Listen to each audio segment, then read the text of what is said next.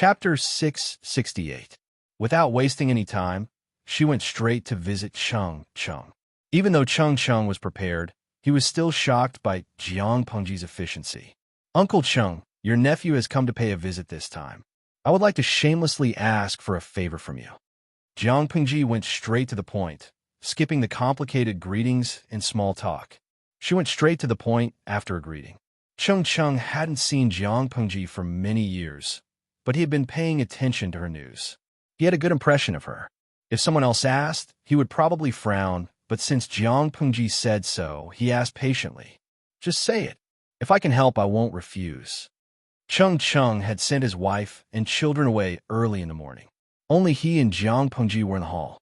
Jiang Pengji moved the heavy black box in front of her and pushed it in front of Cheng Cheng, indicating for him to open it. Cheng Cheng was puzzled, but he did as he was told. The audience in the streaming room thought Jiang Pengji had prepared a trump card. They waited excitedly for Cheng Cheng to open a box. When Cheng Cheng unlocked the box with his thin, calloused hands and opened it, the audience in the streaming room was disappointed. What? They thought there was a treasure in the box, but it turned out to be a thick piece of paper that was white in color. Cheng Cheng was also puzzled. He looked up at Jiang Pengji and saw a peaceful smile on the youth's lips. He couldn't help but frown. When he picked up the knife paper, Cheng Cheng found some clues from the feeling in his hand. "This isn't bamboo paper." He spoke in a declarative tone. In order to steal Cheng Cheng's tens of thousands of books, Jiang Pengji had secretly provided him with a large amount of bamboo paper. The paper was of high quality. Cheng Cheng loved books. He had spent most of his time copying books.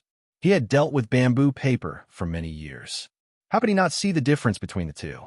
Even though the color was not much different, it felt very different in his hands. He could tell with one touch that they were different. Jiang Pengji said, "It's indeed not bamboo paper. Uncle Cheng, you can call this paper rice paper." Cheng Cheng repeated doubtfully, "Rice paper? Is it a new paper made by your family?" "It can't be considered a new paper.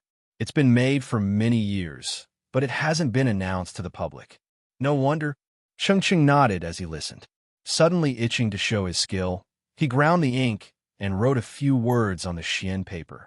Seeing that his semi-cursive was as smooth as flowing water, his handwriting vigorous and powerful, many of the audience members instantly became his fans. Jiang Pengji smiled and asked Cheng Cheng, "Uncle Cheng, what do you think of the quality of this rice paper?" Cheng Cheng put down the brush and looked at the words on the Xian paper. He stroked his beard in satisfaction and said with a smile, "It's tough but moist, shiny but not slippery, and the ink is extremely moisturizing. It's indeed a good paper. The surface is dense and pure white, and the veins are clean and tidy. It is truly a top-notch product." When he moved his brush, just now, Cheng Cheng found that the Xian paper was very easy to melt. If he hesitated a little, the paper would turn into a ball. The words he wrote were full and moist, and the strokes of the brush were as smooth as flowing water, making him unable to put them down. Not only that, the Xian paper was of a uniform thickness without any impurities. He used his fingers to pinch it, and it seemed that it could be folded quite well. Cheng Cheng stroked his beard and said, "Is nephew's paper mill going to sell this Xian paper?" Jiang Pengji smiled without saying a word. She gestured for Cheng Cheng to open the folded Xian paper.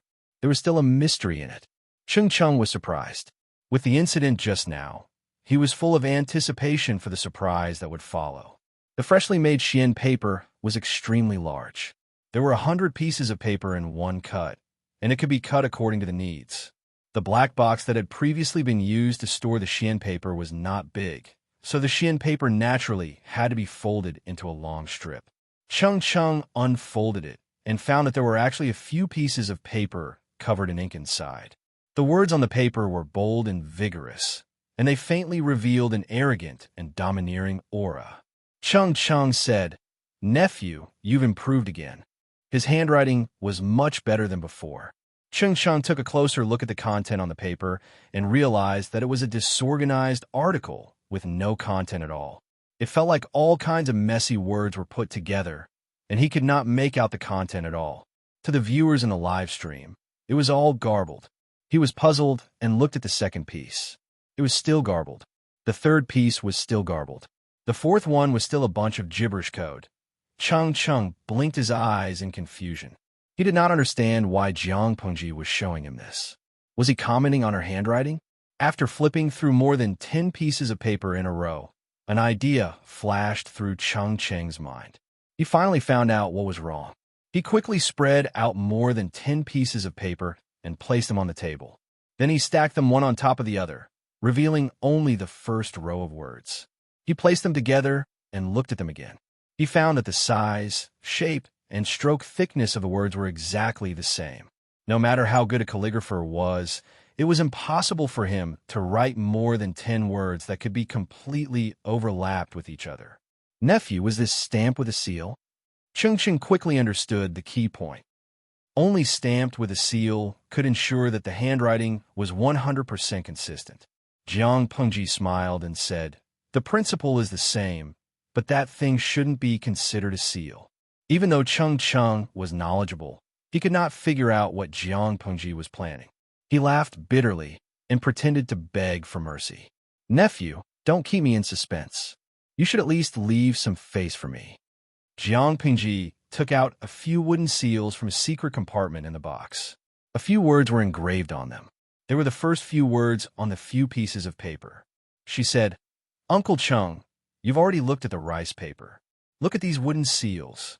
What do you think?" Cheng Cheng took the wooden seals and found that they were the same size and shape. They were arranged side by side, perfectly satisfying his obsessive-compulsive disorder. He was not stupid. Jiang Pengji's reminder was so obvious that he vaguely had some ideas in his mind. That's right. Why didn't he think of this method? If he used such wooden seals to arrange the content he wanted and printed it on the paper, wouldn't it be an essay? As expected, she said, "A few years ago, I was immature. I used bamboo paper to deceive you of tens of thousands of books in your house. I even made you copy them. I don't know how much energy and time it took.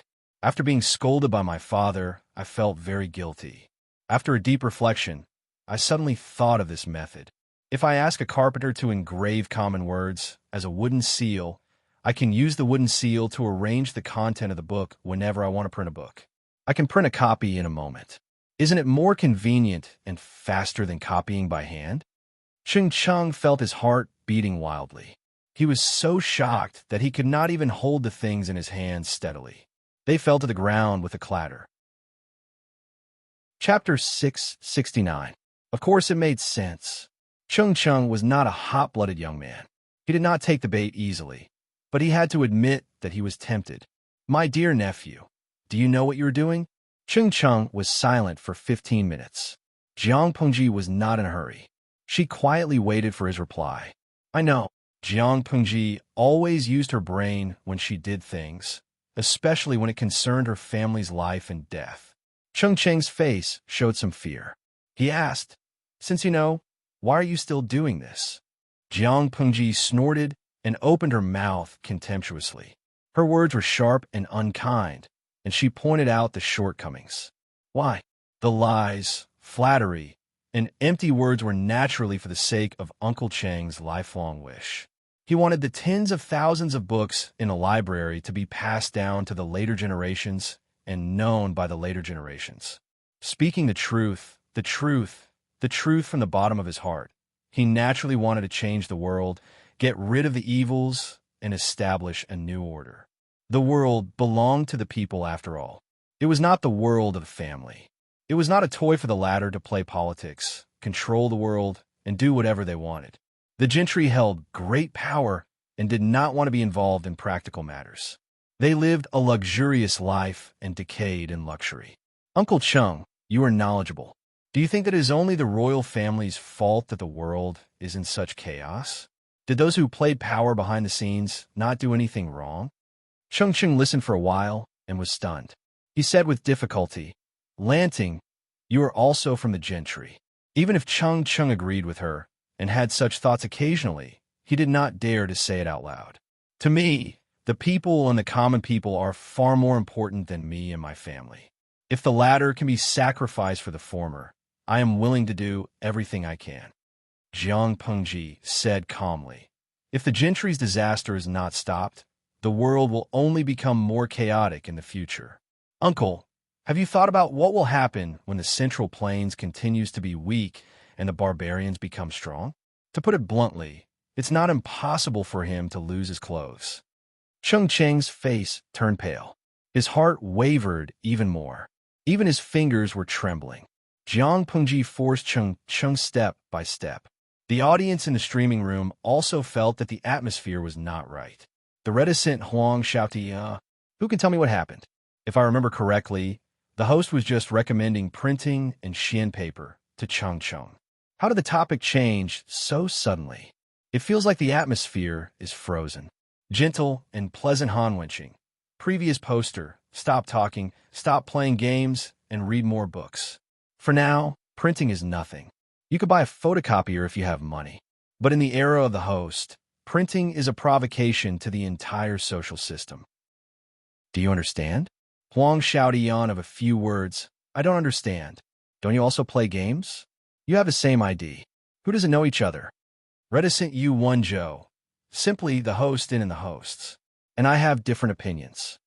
Most of the books were unique copies, which meant that the culture was only passed down within a small circle of people. This was the advantage of the landowning households. It was similar to the solidification of social class. The audience and you and the one and the time. Wrote. Clever mind and dexterous hands Yu Wenzhou. In modern times, families with normal incomes can afford to send their children to school. If they seize the opportunity, they can always climb up the social ladder. In ancient times, it was different. Here, I'm seriously criticizing the theory that studying is useless. How can China, which was full of opportunities 20 years ago, be the same as China now? The children of farmers were farmers, and the children of gentry were gentry. The landowning households were superior to ordinary people, and books were a very important medium. If books were no longer the privilege of the minority, what do you think the result would be? The host was under a lot of pressure. Just like in a game, it's better to line up well than to play well. In this era, it could also be explained in one sentence. It was better to be born well than to study well. No matter how talented one was, no matter how smart one was, one's background alone was enough to crush a bunch of talents. For example, Su Ku, Qi Guanrang, and Yang Si, who worked under Jiang Pengji. Su Ku had once been a slave, and there was an indelible mark on his face. This was a stain on his life. Qi Guanrang was of mixed blood. He was the son of a barbarian from the northern borderline and a woman from the border of the Central Plains. Needless to say, Yang Si had a mother who was suspected to have been born in a brothel and grew up being fed by hundreds of families. If they were born in times of peace, the three of them would probably die of depression. Even if they had a good mentality, they would not be able to stand out in this lifetime. Wei Xi and Feng Zhen's families were in decline, and they could barely be considered as the down-and-out gentry. Tracing back to their ancestors, they had at least one worthy ancestor. As for Feng Jin, who was born into a wealthy family, his style was completely different. What Jiang Pengji wanted to do was to break the shackles of background and make it so that studying would no longer be a privilege for some people. As long as one had the ability, there would be a chance to climb up. Many people could not change their background, but they could change their future. To be a farmer in the morning, to be an emperor in the evening. Even if ordinary people and aristocratic families still did not have the same starting line, at least they could see the hope of being on par or even surpassing them. Books, printing, and rice paper, these three were not scary. What was scary was that Jiang Pengji wanted to use them to break the existing system. This was what Chung was worried and afraid about. After a while, his lips trembled, and his voice was as soft as a mosquito's. You're crazy. Jiang Pengji was calm and composed. If there are no people, how can there be a country? If there are no countries, how can there be a home? Since ancient times, how many people shouted about serving the country and the people? But in the end, when the dust settled, their selfishness was for the sake of their small family. I want to compete for the divine tripod of the 9 provinces. This is the resolve that a future emperor should have. I don't ask for the world to be the same, but I ask for the 9 provinces to be unified and the rivers to be clean and the seas to be peaceful. Domineering and arrogant, it made people tremble in fear. Cheng Cheng's first reaction was that she was too arrogant and egotistical, but his second reaction was that it was only natural. A person who dared to challenge the existing social system and even completely overturn it was naturally a lunatic. Naturally, she was arrogant and egotistical. Uncle Cheng, you are a scholar. Cheng Cheng was instantly speechless, as if someone had pressed the mute button. I thought you had a cold and unyielding character that was indestructible, that no one and nothing in this world could break it. Cheng Cheng raised his eyelids and spoke in a hoarse voice. You don't have to bewitch me. Tell me, what do you want to do? Jiang Pengji's lips curled up. The raw material of rice paper is mostly sandalwood. Chengzhou has a lot of this stuff. The output is 1,000 times more than bamboo paper, and the cost is low. Wooden printing and mass production of books. I don't want to do anything. I just want to collect all the books in the world and fill up the library. When the area is stable, I will build a library and set up an academy. I will not care about the threshold or background. I will recruit students of the right age. Cheng Cheng's smile carried a hint of mockery. That's it? You want me to be a printer and carpenter? How is that possible? Jiang Pengji blinked and said sincerely, I hope that Uncle Cheng can take charge of the overall situation. I hope that Uncle Cheng can take charge of the overall situation. I hope that you can compile elementary reading materials, revise the historical records, organize the ancient books that have been lost for hundreds of years, and carry forward the past and open up the future. Your responsibility is far heavier and more arduous than mine. Chapter 670. After Jiang Pengji finished speaking, the scene fell into a suffocating silence. Cheng Cheng had to admit a fact. He was moved. Jiang Pengji's words hit Cheng Cheng's weak spot and pinched his lifeline. Even if he was born into an aristocratic family, he could not refute every word she said. It was like the golden words of a saint, and the future would prove that what she said was true. It was a prophecy. How could mortals refute it? When the audience in the streaming room suspected that Cheng Cheng and Jiang Pengji had pressed the pause button, Cheng Cheng asked her in a hoarse voice, Aren't you afraid of being smashed to pieces? Jiang Pengji smiled. What's the big deal about being smashed to pieces? Even if I'm nailed to the pillar of shame in history, no one can stop me from doing what I want to do. Life is only 100 years. I don't want to regret it when I'm old. Whether I'm famous in history or infamous for thousands of years, it's impossible for people to live without desires. It's just fame and fortune. For ordinary people, after 2 or 3 generations, even the descendants would forget the name of their ancestors. But if I live in history, no matter who mentions my name, they must remember that there was such a person. She had reached the peak in her previous life. How could she be willing to be ordinary and unknown in this life? If she wanted to make trouble, she would make it bigger. Not only did she want to influence the present for decades, but she also wanted to change the history of the next hundreds or thousands of years because of her. Unify the 9 states and ascend the throne? That was not enough. Cheng Cheng could not help but smile bitterly. Young people, newborn calves are not afraid of tigers. He had thought that Lu Shi lived in Lu Shi's shadow and followed in his footsteps. Now it seemed that she had long reached a realm of thinking that was difficult for all people to reach.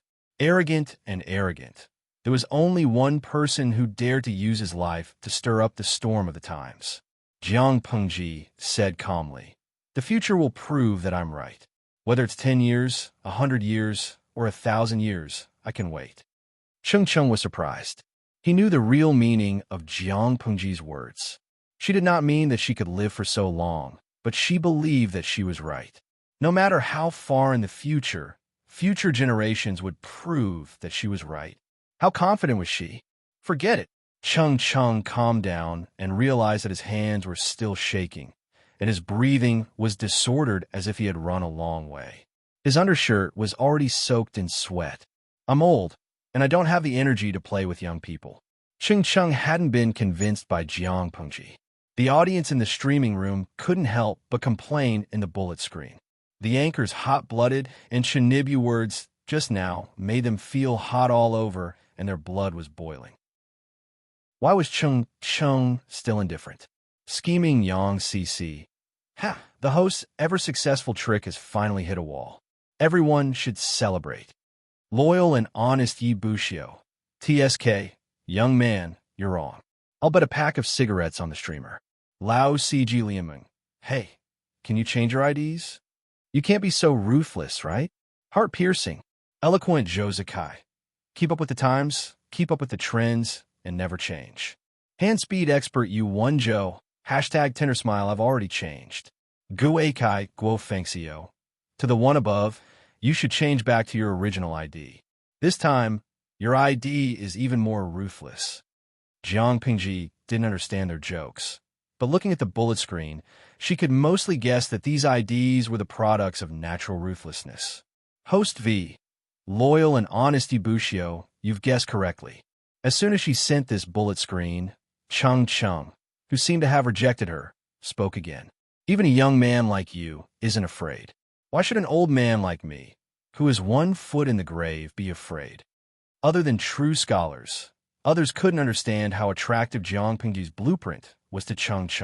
A warrior would die for a bosom friend. Without a doubt, the teenager in front of him was the bosom friend that Chung had been searching for half his life.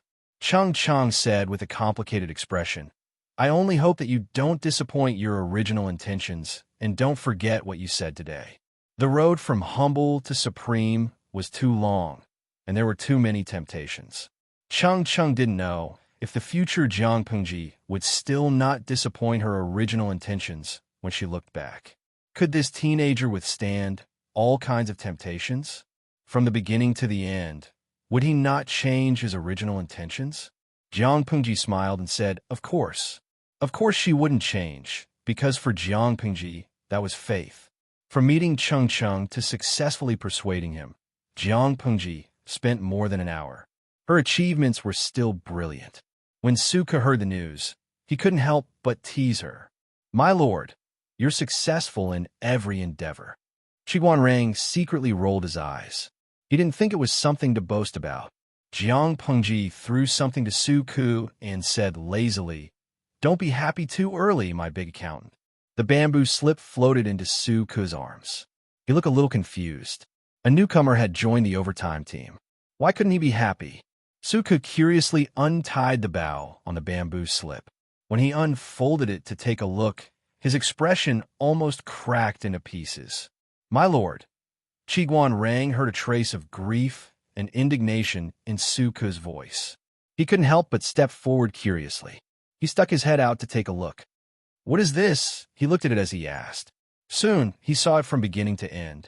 He silently lit a row of candles for Suku in his heart. A proposal, Jiang Pingji said. I want to hire Mr. Chung to oversee the overall situation. Whether it's opening an academy or a library, books are the most important. I've divided the newly designed printing technique into 2 types. One is movable type, and the other is engraving. Both have their advantages and disadvantages. Movable type is more convenient and flexible, while engraving is exquisite and clear. As for which one to choose, it's up to Mr. Cheng's decision. Suka pulled a long face. He thought that Chung came over to share the burden with him. In the end, he threw him a heavy task that was as heavy as a mountain. Whether it was the movable type that Jiang Pingji had mentioned before or the engraving that she was now dictating, which one of them wasn't a project that burned money. Once this aspect was involved, in the end, it would all be piled on him. After all, he was the housekeeper. Suka was quite sensitive to numbers. After calculating the cost, he couldn't help but be speechless. Jiang Pingji saw the pain on his face. She said calmly and firmly, I know that it will cost a lot of money, but this plan is the same as the post-war pension. Even if I have to sacrifice everything I have, I will complete it. Regardless of the cost, I will fully support Mr. Chung. No one knew better than her how much economic benefits and political influence the popularization of books would bring to society. It could even change the social structure and tear apart the last fig leaf of the gentry. Even if it caused a reign of terror and thousands of lives were sacrificed, she would still do it. Contributions to the present generation would benefit the future generations. In her opinion, anything that could push the entire society forward was worth a try. Even if she, as a pioneer, had to pay the price with her life, she would take it. Suku's expression was solemn. He replied in a clear voice, "Yes, sir." Jiang Pengji rubbed her eyebrows. Ever since she received the news from Chung, she had rushed back with all her might. She hadn't rested until now. "I'll go rest for a while." Jiang Pengji lowered her eyes and was about to leave when the messenger came in to report. Chung Yuan had come to visit. Chapter 671. Chung had 2 sons and a daughter. Chung Yuan was the second legitimate son of Chung and his wife. Chung Yuan's courtesy name was Gong Liao. "What is he doing here?" Jiang Pengji frowned imperceptibly. Could it be that this second Lang Jun thought that she had cheated his old father, Chung, and was rushing to settle the score with her? Thinking of this, she smiled dumbly. "Xiao Yu, go and test the other party's intentions first." Suku smiled bitterly. He could only bite the bullet and do it. As for why Jiang Pengji didn't show up, Suku had also found a ready-made excuse. His lord had rushed all the way back for Chung. She was extremely tired and had fallen asleep as soon as she returned. The servants couldn't disturb her sleep, so he could only come forward to receive Chung Yuan.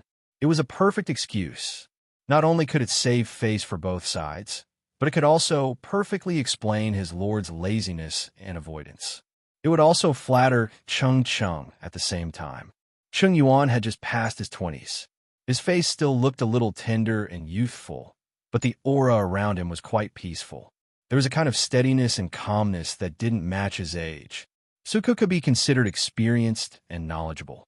Just by looking at Chung Yuan's bearing, he felt that he was a loyal and sincere person.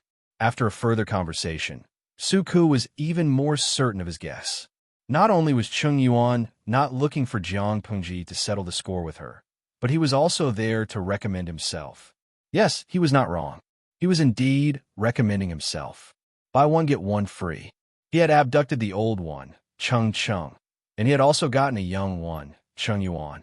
"My lord, look at how much sin you have committed." Knowing this, Suku couldn't help but be secretly speechless. "Young man, isn't it good to be alive? Do you know the consequences of recommending yourself? The Wanzhou overtime team welcomes you. You work overtime every day, all year round. The benefits are deceptive, and the leaders are unreliable. If the Lord's brain was damaged one day, the workload would increase several times." Of course, Suku couldn't tell the truth. If he scared him away, his lord and other colleagues would fight him to the death.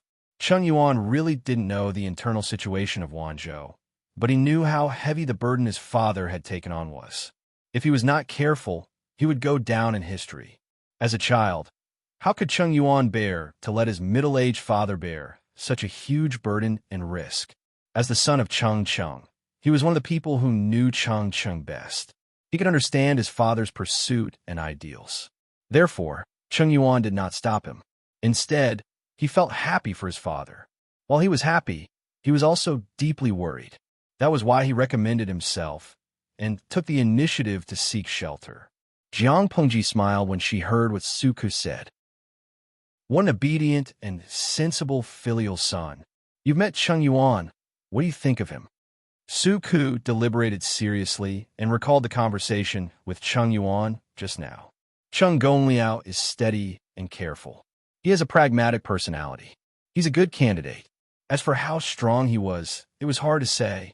He would secretly test him later. I think Mr. Cheng's son won't be too bad. How could there be any reason to reject a labor force that was voluntarily delivered to the door? Because of the rapid expansion of power, the military strength and development could not keep up with the pace. This caused the foundation to be shaken, which became Jiang Pengji's current hidden worry. What she needed the most right now was someone like Chung Yuan. He was calm and meticulous and would not rashly stir up trouble.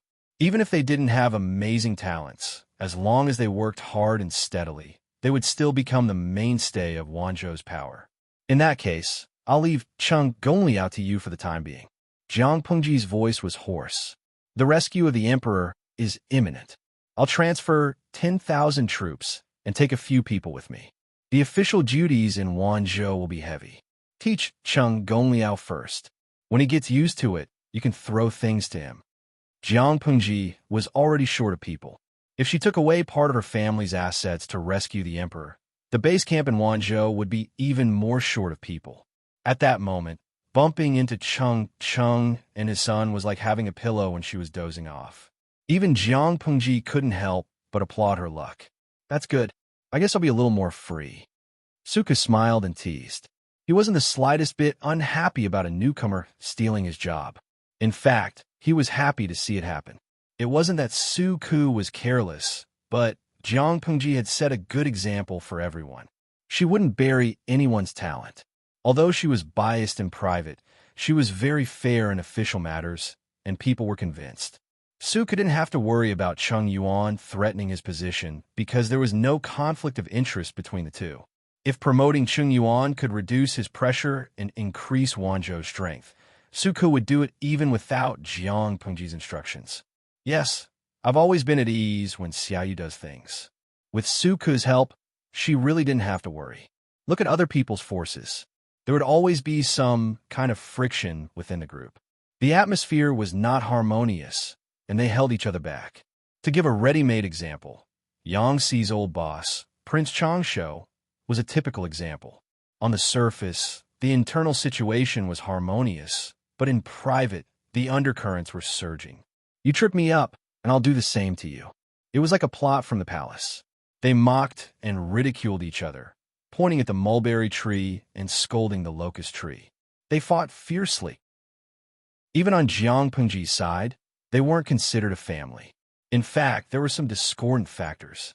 For example, Feng Zhen, who was a wanton and unrestrained man, didn't have a good relationship with Feng Jin, Su Ku, and the others. Even so, they wouldn't shift these conflicts to official matters. First of all, they had brains and wouldn't let their personal interests get in the way of public affairs.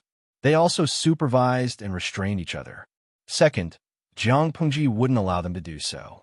She wouldn't interfere with their private relationships. But if anyone were to make trouble in official matters, did they think she was dead? She would throw everyone into suitable positions to shine and make use of their labor force to her heart's content.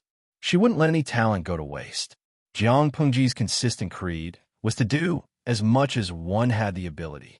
She wouldn't send those who had high standards but little ability off. Jiang Pengji hadn't made an accurate judgment on Cheng Yuan's position, so she let him practice and practice for a while before deciding. When Cheng Yuan returned home, Chengqing only knew what his son had done behind his back. Son, you sold yourself just like that? Cheng frowned. Do you know why I've stopped you from becoming an official several times? He didn't like official strife, but it didn't mean that he liked to control his son's life. The reason why he didn't approve of Cheng Yuan becoming an official was because Cheng thought that his youngest son wasn't mature enough and wasn't capable enough. It wasn't easy for a person who wasn't capable to stand out, even if he came from a good family. Cheng Yuan felt guilty. He lowered his head and fiddled with his sleeves, not saying a word. Cheng shook his head. Forget it. What's done can't be undone. Since Lu Lanting, the Lord has accepted you. Don't embarrass the Cheng family. Cheng Yuan lowered his head and said, Please guide me, Father. Do more, talk less, don't be stubborn, ask for advice seriously, and learn with an open mind. Don't be fooled by the people around the Lord. They're only 3 to 5 years older than you, but they're all dragons and phoenixes among men. There are benefits to being born into a humble background. At least their temperaments are more mature and stable than their peers. Cheng thought of Su Ke. Su Ke had been Jiang Pengji's right-hand man for many years. Do you understand? Cheng Yuan nodded obediently. Cheng was satisfied. His youngest son had a good temperament. He wasn't as unruly as his eldest son. Chapter 672. It turned out that Cheng Yuan was gentle and honest. He was indeed an obedient and sensible child. At first, Suku was a little worried. What was there to worry about? Naturally, he was worried that Chung Yuan would not cooperate. Chung Yuan had just become an official and was young and impetuous. If he felt that he had not been put in an important position by the Lord and was suppressed by a person of mediocre background, he would feel uncomfortable and not cooperate in his actions. If that was the case, Suku would have a headache. Fortunately, the scene that Suku was worried about did not happen. Chung Yuan was young and inexperienced, but he was methodical and meticulous. Most importantly, he was humble and eager to learn. He would not look down on Suku because of his lowly background. No matter how boring and tedious the task was, Chung Yuan could still concentrate. He was simply a little angel in Suku's eyes. Which boss and colleague would not like such a good employee who worked overtime obediently and did not complain? Thus, Chung Yuan easily gained the favor of Suku and Qiguanrang. The three of them worked very well together. After all, Chung Yuan was inexperienced. Even if he was careful enough, he still made small mistakes in many places. Suku and Qiguanrang did not find it troublesome. They gave him pointers if they could and helped him make up for his mistakes if they could not, making Chung Yuan feel like he was bathing in a spring breeze. At first, Chung Yuan thought that his official career would cause conflict and it would be difficult for him to integrate into the group. Now that he saw it, the people under the Lord were quite easy to get along with. However, today, Xiaoyu asked about elder brothers' matters. Chung raised his eyelids. He had been busy organizing the books and classifying them in detail recently, so he did not pay much attention to his son. Even so, he knew that his son had been going out early in the morning and returning home late at night. He was busy with government affairs. About Gong Luo? What about him? Chung had 2 sons and a daughter. Other than his eldest son, who was an official in another place, his younger son and daughter were still by his side. When the family fled Suiyin County, he took his wife, second son, and daughter with him. Only his eldest son, who had a family and a career, was left behind. The eldest son, Chung Sun, was called Gong Luo. His temperament was like heaven and earth compared to his second son. Xiaoyu asked me if I have an elder brother and even indirectly asked about him. Chung Yuan was a little baffled, suspecting that his elder brother and Xiaoyu were old friends. Elder brother has been an official for many years and rarely comes home. I don't know much either. Could it be that Xiaoyu is an old acquaintance of elder brother? Or should I say, where have I heard of your name? Cheng's expression changed when he heard that. He looked at his son with pity in his eyes. He knew his eldest son very well. His son was very particular about his family background. His circle of friends would never coincide with Suku's, let alone know him. When Suku asked if Chung Yuan had an older brother, the greatest possibility was that he wanted to kidnap him. Chung lowered his eyes. Not only did he kidnap the old one, but he also wanted to kidnap the boss. Yes, very good. With Gong Luo's temperament, I'm afraid he's not suitable. Chung Yuan's eyes suddenly widened. After his father's guidance, he finally understood Suku's true purpose. Big brother won't come. Chung secretly pouted. As long as Jiang Pengji was not out of her mind, she would never accept Chung's son. Father, I heard that the Lord will lead the army to rescue the emperor tomorrow. You want to go with me? Chung asked calmly. I want to meet him, but based on the current situation, it's probably impossible. Chung Yuan did want to go, but he also knew that he would not be of any use if he went. Rescuing the emperor was not a small matter. There would be a chaotic battle at any time. He lacked experience and was still too inexperienced. Chung said, the situation in the world is already chaotic. Rescuing the emperor will be an important turning point. You don't have to join the fun. You won't be able to help and will only add to the chaos. Chung Yuan looked depressed. He had been dealt a blow by his old father. Chung said in a low voice, however, if you want to stand out, this is also a good opportunity. Father, please give me some pointers. Wanzhou has just been taken, and the foundation is unstable. The Lord wants to transfer a portion of the elites to rescue the emperor, which means that the troops left to guard the rear will be seriously insufficient. If we want to alleviate the crisis, We can only recruit troops and train the elites at the same time. This shows how much pressure there is. But as long as we can survive the initial period, the Lord's power in the north will be completely stabilized. Do your job well and be pragmatic. When the time comes, no one can erase your share of the rewards. Remember, don't be as eager for quick success as your brother. Stability is the most important. Chung analyzed his son clearly and did not forget to give him a warning. He did not like officialdom, but both of his sons had their own ideas. He could only use his own experience to give them some advice. It was a pity that his eldest son disliked him. There was a lot of friction between the father and son. His youngest son was obedient and easy to coax. He had a gentle temperament and could listen to his advice. On the other side, Jiang Pengji had also decided on the lineup for rescuing the emperor. Jing Rong used to work under Prince Changshuo's camp, so I know them better. You are indispensable this time. Jiang Pengji was the first to call out Yang Si. Yang Si showed an expression of despair. She laughed and said, "No matter how strong Prince Changshuo is, can he rush into the camp and cut you into pieces? No matter what, your lord is holding the fort. I won't hand you over." Yang Si secretly wiped his sweat. He had tricked Prince Changshuo so badly. Not only did the emperor want to cut him into pieces, he probably wanted to exterminate his family. Knowing that he was going to face his old boss in front of the army, Yang Si felt a little guilty, but he was also a little excited. As for the other person, after careful consideration, I plan to choose Yishu. The rest of you, stay in Wanzhou. I hope that all of you will guard this area for me. Jiang Pengji did not choose Wei Si and the others. Instead, she chose Fengzhen. His strategy and plan were more suitable for the chaotic situation of the emperor's rescue. When Fengzhen heard that his name had been called, his eyes lit up and his spirits rose. He finally didn't have to deal with those disgusting hypocrites and even more disgusting government officials. He recalled the scene of him and Feng Jin dealing with the landowning households in Shangyang County a few days ago. It was a nightmare. My lord is wise. Feng Zhen was grinning from ear to ear. He couldn't hide the smile at the corner of his mouth. As for the military generals, Jiang Pengji chose Li Yun and Dian Yan. The others stayed behind to continue recruiting and training troops.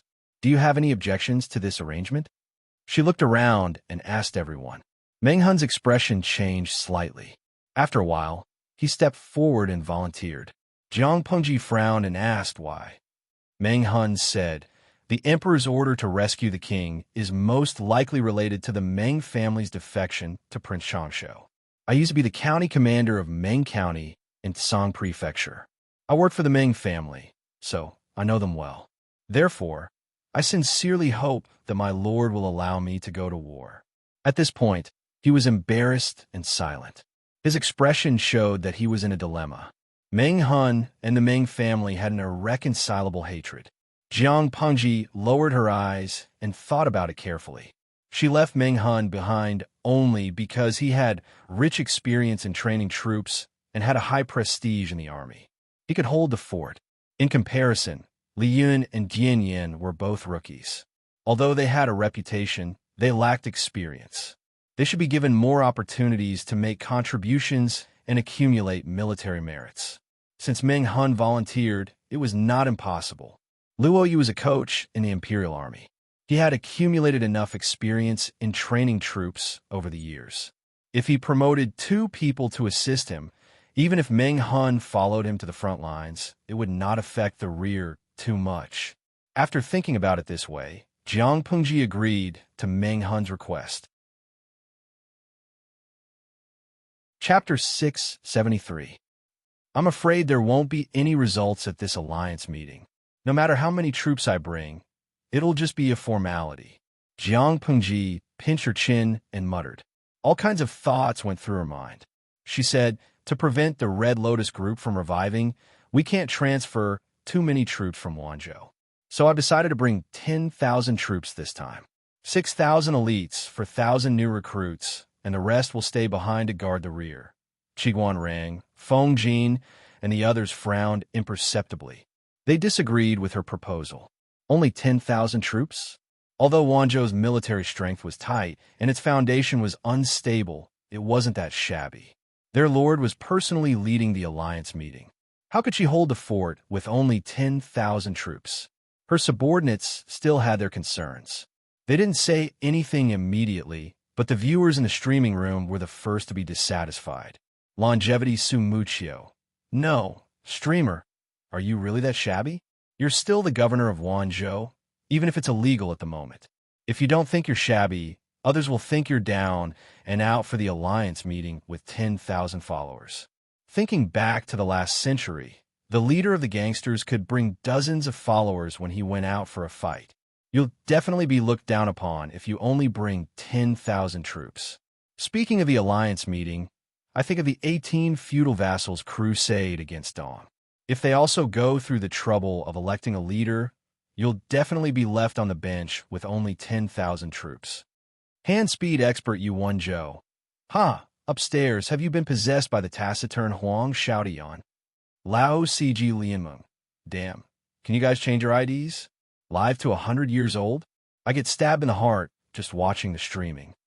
Guikai Guo Fengxiao. Although this series of IDs is very hurtful, little Susu isn't wrong. According to the current situation, if the streamer only brings 10,000 troops, she'll definitely be looked down upon. Whether it's the alliance meeting or the election of a leader, she won't be able to join in the fun. There was a heated argument in the streaming room. A few strategists showed disapproving expressions at first, but they suddenly thought of something and their expressions returned to normal. This change attracted the attention of some viewers. They sent bullet screens one after another, asking for answers. Lu Shi is my husband. Did you guys notice that the strategists were against it at first? Why are they so calm now? I live next door. I surnamed Wang. That's right. I was too busy watching them start a war on the bullet screens just now. Did I miss something? Old Wang is not as good as old Song Chong. I have a rough idea. Oh right, did you forget about the streamer's father, the Chongzhou magistrate, Lu Shi? Indeed, as the audience in the live streaming room, Old Song, had said, the strategists had not objected because they had thought of Lu Shi. Lu Shi also responded to the call to rescue the emperor. Jiang Pingji had only brought 10,000 troops with her.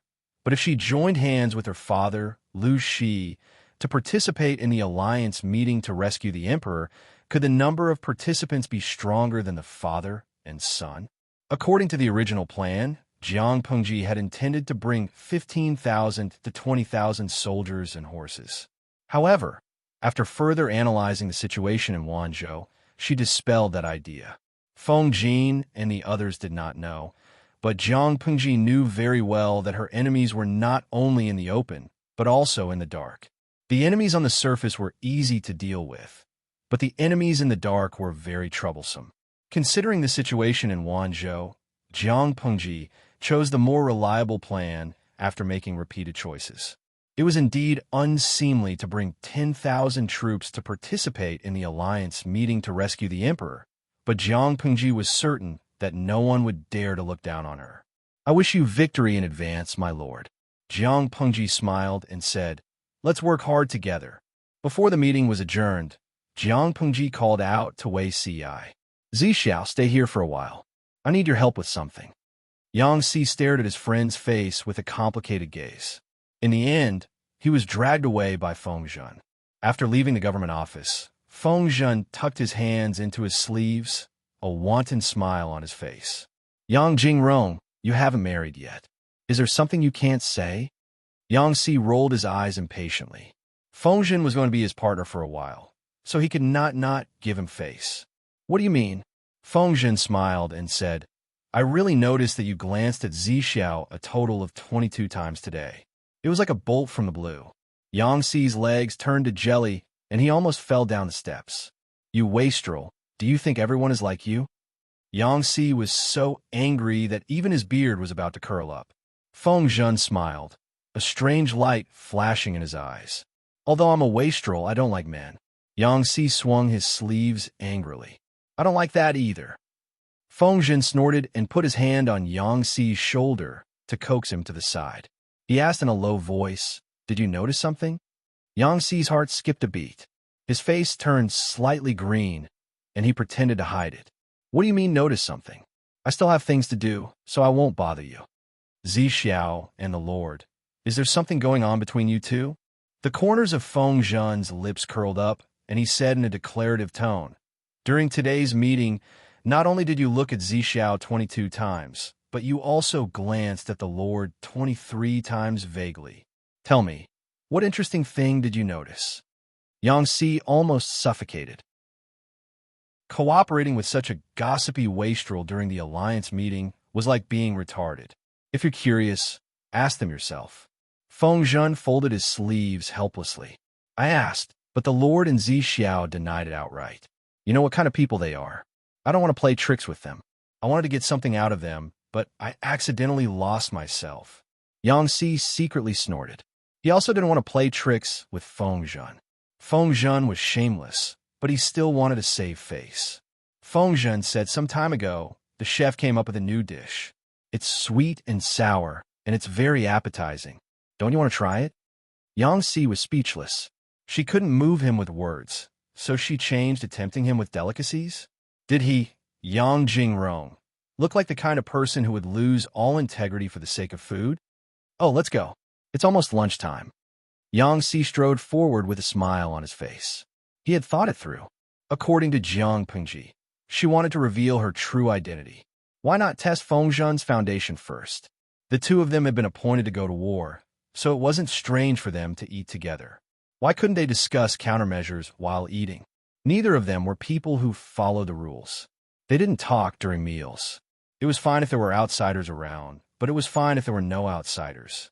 When Feng Zhen heard Yangtze's speculation, his lungs were almost blocked by the tenderloin, and he coughed so hard that it shook the heavens and the earth. Jingrong, are you making a fool out of me?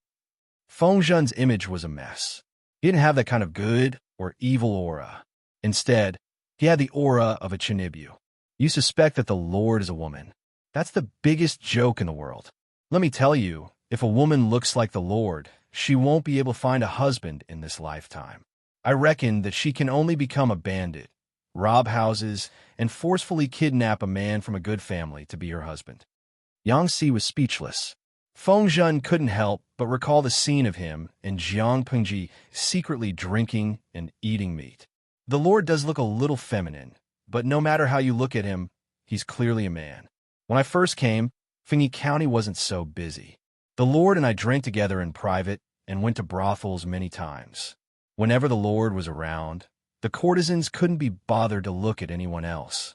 Whatever obscene lyrics and songs, what common folk stories, what dirty talk, the Lord would just open his mouth. You say this kind of old, gluttonous person immersed in the mortal world is a woman? Do you believe it? Yangtze was speechless.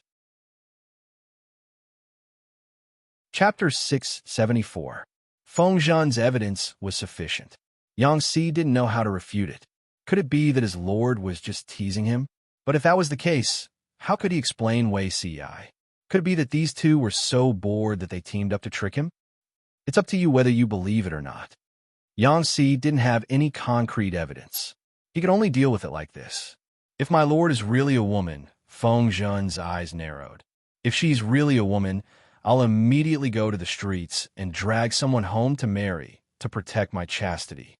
Feng Zhen's words left him speechless. Yangtze laughed dryly. Don't worry. I don't think anyone will be interested in you.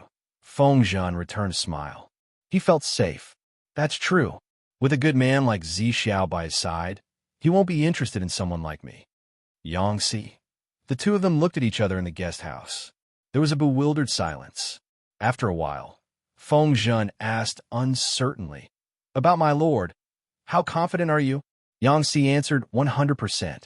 After all, the person involved had already admitted it. But he couldn't answer like that. He said vaguely, more than 60%. Feng Zhen restrained his teasing attitude. His expression turned serious, and his tone became strangely oppressive. Are you here to tell me the truth? Yangtze's hair stood on end. On the surface, he smiled sincerely.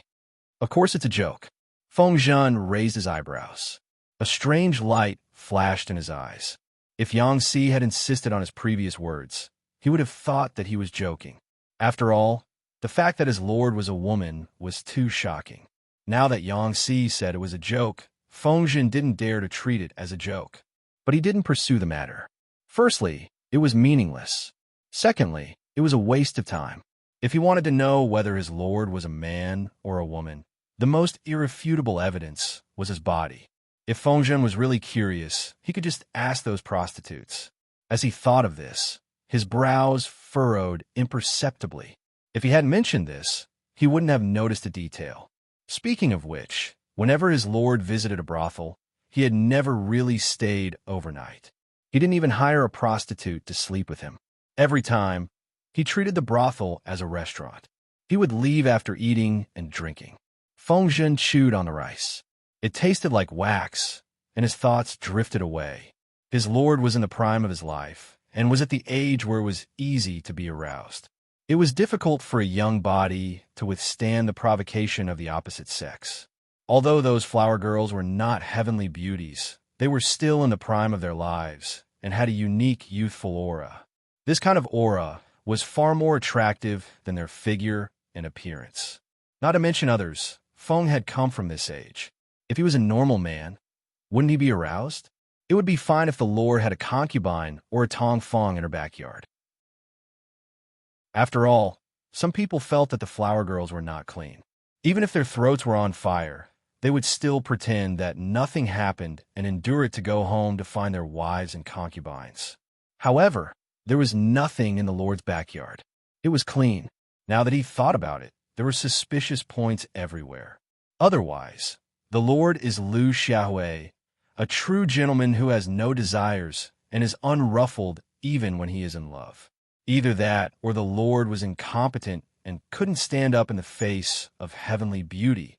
If it was the second one, it would be a pain in the ass. If he couldn't stand up, he wouldn't be able to give birth to an heir. Without an heir, it would mean that he wouldn't have a foundation. Or the lord wasn't a man. He or she was a woman. Faced with these three situations, Fengzhen hoped it was the first, but looking at the lord's old tricks, she didn't seem like a pure gentleman at all. No. Could it be that the lord was really a woman? Pasting the female label on Jiang Pengji, Fengzhen felt his legs tremble. He felt like he was going to be scared stiff. It was too scary. At the same time, Fengzhen was still struggling with the mystery of his lord's gender. Jiang Pengji was discussing it with Wei Ci. There's no other reason for keeping you here. I heard that Zixiao's painting skills are excellent, so please do a painting for me. Compared to the wild imagination of Yang Si and the others, the two people involved didn't have any abnormalities. Painting, Wei Ci asked. What does my lord want to paint? Jiang Pengji said, green bricks. To be precise, it should be a house made of green bricks. Wei Ci furrowed his brows in deep thought. The audience in the streaming room was also at a loss. The streamer didn't give any hints, so how could they guess? My lord wants to sell green bricks. After all, they were an old couple in their previous lives. Plus, Wei Ci's IQ wasn't low, so he figured out the truth in an instant. Other people's alliance meetings were to fight for benefits, but his lord was probably participating in the alliance meetings to cheat others. No, how much profit can be made from selling green bricks? Jiang Pengji revealed a smile that Wei Ci was very familiar with. It was the prelude to cheating people. I want to sell the technique of making green bricks. Green bricks are made of mud, not gold. They're big and heavy. How much can they be sold for? If the technique of making green bricks is sold, we can make a profit. What do you think of this suggestion? Wei Ci frowned. According to normal thinking, he didn't agree. However, the person who made this suggestion was his lord. She must have her own considerations behind it. He couldn't beat her to death. Faced with Jiang Pengji, Wei Ci habitually thought about it over and over again. He didn't want to make any mistakes. After a while, Wei Ci asked out of nowhere, who does my lord want to sell it to? The smile on Jiang Pengji's face became more radiant. She knew that Wei Ci had seen through her intentions. I'll give priority to whoever's territory is closer to Wanzhou. Wei Ci was speechless. His lord's heart had indeed turned completely black. Just as Jiang Pengji said, green bricks were good for construction. Its raw materials were also very cheap, but it had a problem. The transportation cost was almost 100 times higher than the production cost. In other words, if one wanted to use green bricks for construction, they had to build a brick kiln locally. Jiang Pengji sold the technique of making green bricks. This was a very obscure trap. She made the enemy take advantage of her. They contributed manpower and money, dragging down the enemy's pace of development. This was the first reason. When Jiang Pengji stabilized her foundation and completely digested the forces in Wanzhou, she would turn around and attack the enemy again. After taking over, she wouldn't even have to worry about post-war construction. This was the second reason. Because of the horse plague, the economy of the 3 tribes of the northern borderline has hit rock bottom. The horse farms are almost barren, and their combat power has been reduced by 80% to 90%. If they want to recover, it will take 3 to 5 years. Before that, we have to consolidate our power in Wanzhou and further expand our territory. Jiang Pengji's target was still the 3 tribes of the northern borderline. However, with the military strength of Chongzhou, Wanzhou, and Hu County, it was impossible to completely destroy the northern borderline. Therefore, she still needed to grow further. Or, she could think of ways to weaken the enemy at the same time. Jiang Pengji narrowed her eyes as she thought about it. Zixiao, what else do you think the northern borderline relies on besides cavalry and horses? Wei Xi met her eyes and said calmly, pasture. Jiang Pengji said, you understand me very well. The two of them looked at each other and smiled. Everything was said without words. The audience in the streaming room shuddered in unison. Chapter 675. Bad-tempered and rude Xiao Shiqin. To be honest, I've been lurking in the live stream room for quite some time. I thought I was used to all kinds of situations, but I still got blown up. To deal with the nomads, you actually dared to lay your hands on their lifeblood. Dare I ask what color your heart is? Lao Ciji Liemeng. Violent and rude Xiao Shiqin. Hashtag 00000 hashtag 00000. What does that mean? Purple Fantasy Starfall. Number 000000. This is the color code of pure black. Question, dare I ask what color is the host's heart? A. Pure black. There didn't seem to be any problems. Pitiful sigh. What's wrong with pure black? I like all colors of my host's heart. Dark ones are cute too. If he wanted to live a good life, how could he not have some color? Although I'm always hugging the live stream room and scolding the streamer for being trash. In fact, I'm always shouting in my heart that the streamer is so handsome and that the streamer should marry me. I just love to see her trick people and the helpless look on her face. So cute and handsome. Melon Seller Wong, puh, no matter what, the host was the commander of the Interstellar Federation in her previous life. She's a big shot in the military. Her heart is definitely not empty. Can you imagine a pure and flawless army commander? How could they defeat their enemies and competitors? Maternal love? The tactics used by soldiers to deal with the enemy could not be called vicious tactics. This was called strategic deployment. Tell me, streamer, how do you plan to cheat the northern borderline? I'll support you even if my phantom limbs harden. What the F *CK? Even if your phantom limbs are stiff, you still have to hold on. Jiang Pengji was worried about the integrity of the streaming room. Would such filthy bullet screens really not affect minors? Along with the wave of reward notifications, countless funny comments floated across the screen. Geo. The members of the grass-digging team are here to report. Which grassland are we going to dig? Make sure not to leave a single blade of grass for the enemy. Kai Huang's ice cream cone. The captain of the national grass-digging team is here to report. I guarantee that the grasslands will be barren. Mu Qingxian. The grass-digging team is out for battle. I guarantee that no grass will grow. Earth was also stripped bare, leaving nothing for the enemy. Jiang Pengji looked at the bullet screen. Even though she looked calm on the surface, she could not take it anymore. These clowns, Wei Xi frowned. His words pulled Jiang Pengji's thoughts back. But my lord, did the pasture also suffer from a large-scale disease?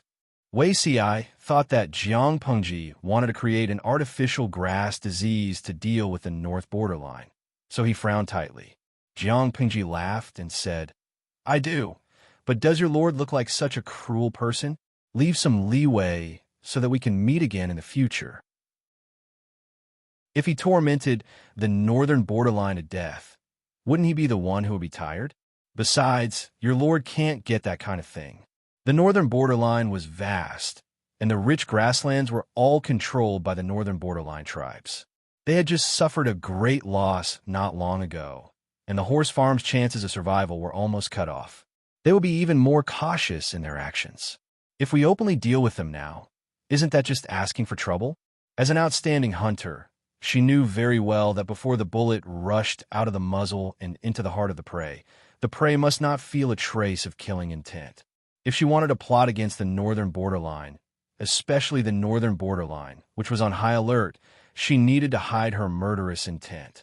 After all, she still had a group of little princesses waiting to be fed, so she had to be cautious. Wei Si cleared his mind of distracting thoughts and used a declarative tone. The Lord already has a countermeasure. Jiang Pengji said, naturally, I also intend to leave this matter to you, because you won't let me down. Except for a few generals, the other strategists were all black-hearted. Excluding Yang Si and Feng Zhen, who needed to follow the army, Jiang Pengji carefully considered Qiwan Rang, Su Ku, Feng Jin, and Wei Si. After careful consideration, she chose Wei Si. Why? Because this person was like her. Before plotting against someone, he could restrain his evil thoughts very well until the moment the enemy died. Humans would always be biased towards their own kind, and Jiang Pengji was no exception. Wei Si looked serious and bowed to ask for guidance. Please instruct me, my lord. Jiang Pengji said, come closer. Wei Si stared at her, and the two looked at each other for a while. There's no one here, my lord can speak frankly. In the end, it was Wei Si who gave in. He respectfully knelt beside her, and the distance between the two was closer than ever. When Jiang Pengji leaned close to his ear and whispered, her warm breath blew on his earlobe, which was dyed an abnormal blood red. His body heated up. His hands were placed on his knees, and they were tightly clenched into fists under the cover of his wide sleeves. When she finished speaking, Wei Si had the illusion of a lack of oxygen, as if he had soaked in a hot spring for 2 hours. His brain was faintly dizzy. Jiang Pengji saw his reaction and asked with a smile, do you understand now? Wei Si blinked and bowed his head respectfully.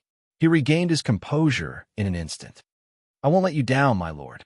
Jiang Pengji smiled and squinted her eyes. I know you won't let me down. She left out the word high hopes. Her words sounded a little annoying. Wei Si looked down and pretended not to know. He used his willpower to restrain the abnormality, but his body loyally betrayed him.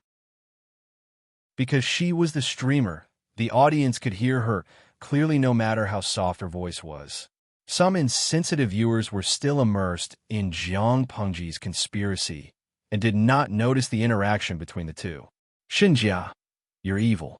Streamer, you're so evil. Aren't you afraid of leading children astray? I become a butterfly and fly away. Isn't it popular to set up a black-bellied character? Be it a domineering CEO's delicate wife or a black-bellied prince's arrogant concubine. If the streamer's gender was changed, she would definitely be the world's male god. How many fans would seek death for her? Aiswahua, don't go off topic. Is there any guru who can analyze if the streamer's plan is feasible? Using the economy to indirectly destroy the ecology of the northern borderline. The streamer who came up with such a sinister idea is really awesome. Very well, the title of Heart Goddess will be given to the streamer. There were 150,000 viewers in the streaming room, and there were viewers from all walks of life. Many of them were idle spectators, but there was no lack of gurus. Sun Yu is not a go-he, my personal opinion. The feasibility is very high. The horse farms of the 3 tribes of the northern borderline have been destroyed by the horse plague. Their economy has suffered a huge blow. Not only the owners of the horse farms, but even the small-scale herdsmen have suffered huge losses. The former are still okay. After all, a starving camel is still bigger than a horse. But what about the herdsmen who operate on a small scale? Their lives are more difficult. This audience member analyzed seriously, but his ID made people laugh. Sun Yu is not a go-he. The horse plague is not a man-made disaster. It is a natural disaster. It has spread throughout the entire northern borderline. The economic losses are incalculable. Who will make up for this economic loss? The royal court of the northern borderline? Obviously not. Even in a society like ours, once a national economic loss occurs, almost all walks of life will collapse. Even if the state wants to compensate, the amount that can be compensated is limited, not to mention in the streamer's backward era. Each family can only think of ways to make up for the losses themselves. That's really a case of suffering in silence. Chapter 676. Sun Yu is not a go-he. Do you think the herdsmen will let go of an opportunity to improve their family's economy? Obviously, it's impossible. The northern borderline originally bred rabbits and sheep, but the scale was very small because they had to give most of the pasture resources to horses.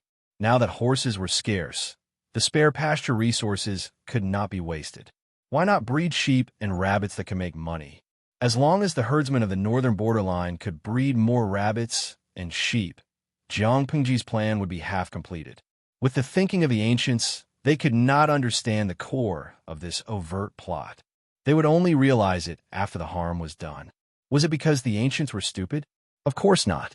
It was because of the unequal information between the two eras.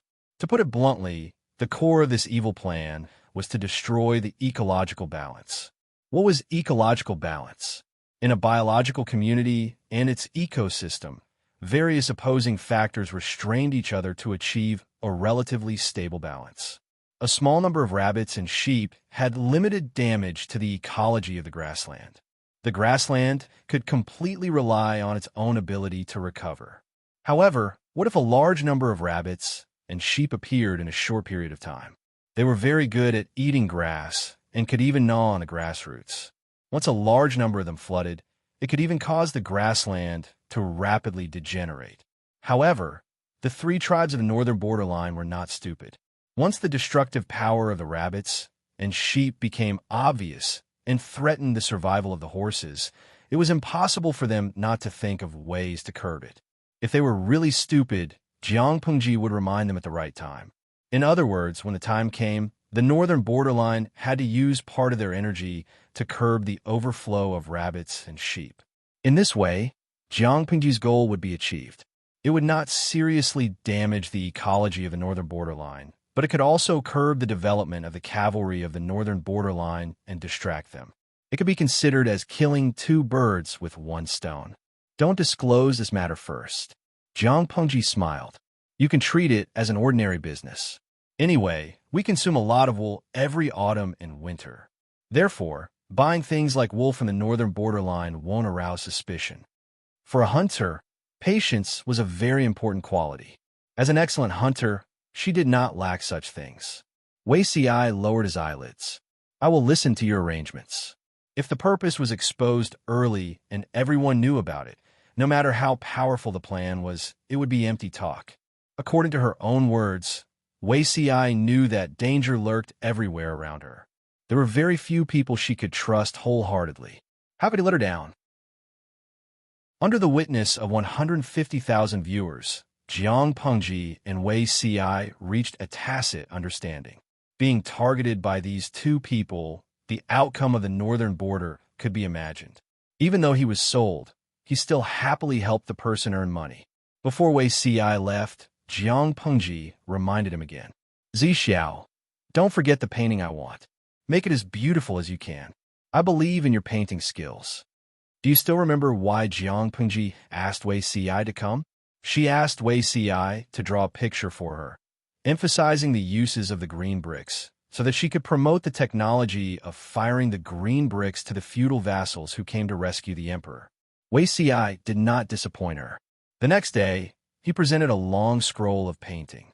You finished it so quickly. As she spoke, she unfolded it and found that the ink was not new. It was not a recent painting at all. Jiang Pengji asked carefully and found out that Wei Ci's hobbies were more refined. Painting was just one of them. There were 150,000 viewers in a live broadcast room. There were people from all walks of life, and many of them were artists or related fields. As soon as they saw Wei Ci's painting, they became a little uneasy and sent bullet screen comments to express their doubts. Cola chicken wings. I'll brag about Beauty CI first. He's good at calligraphy and painting. He doesn't deceive me. However, do you feel that something is wrong? Egg fried Dao Pao. What's wrong? I just think that his painting is very beautiful. It's so beautiful that it's like he's added a lot of filters. Sweet and sour pork tenderloin. After what you said, I also think that Beauty C's painting is a little strange. Is it too beautiful? Everyone spoke one after another.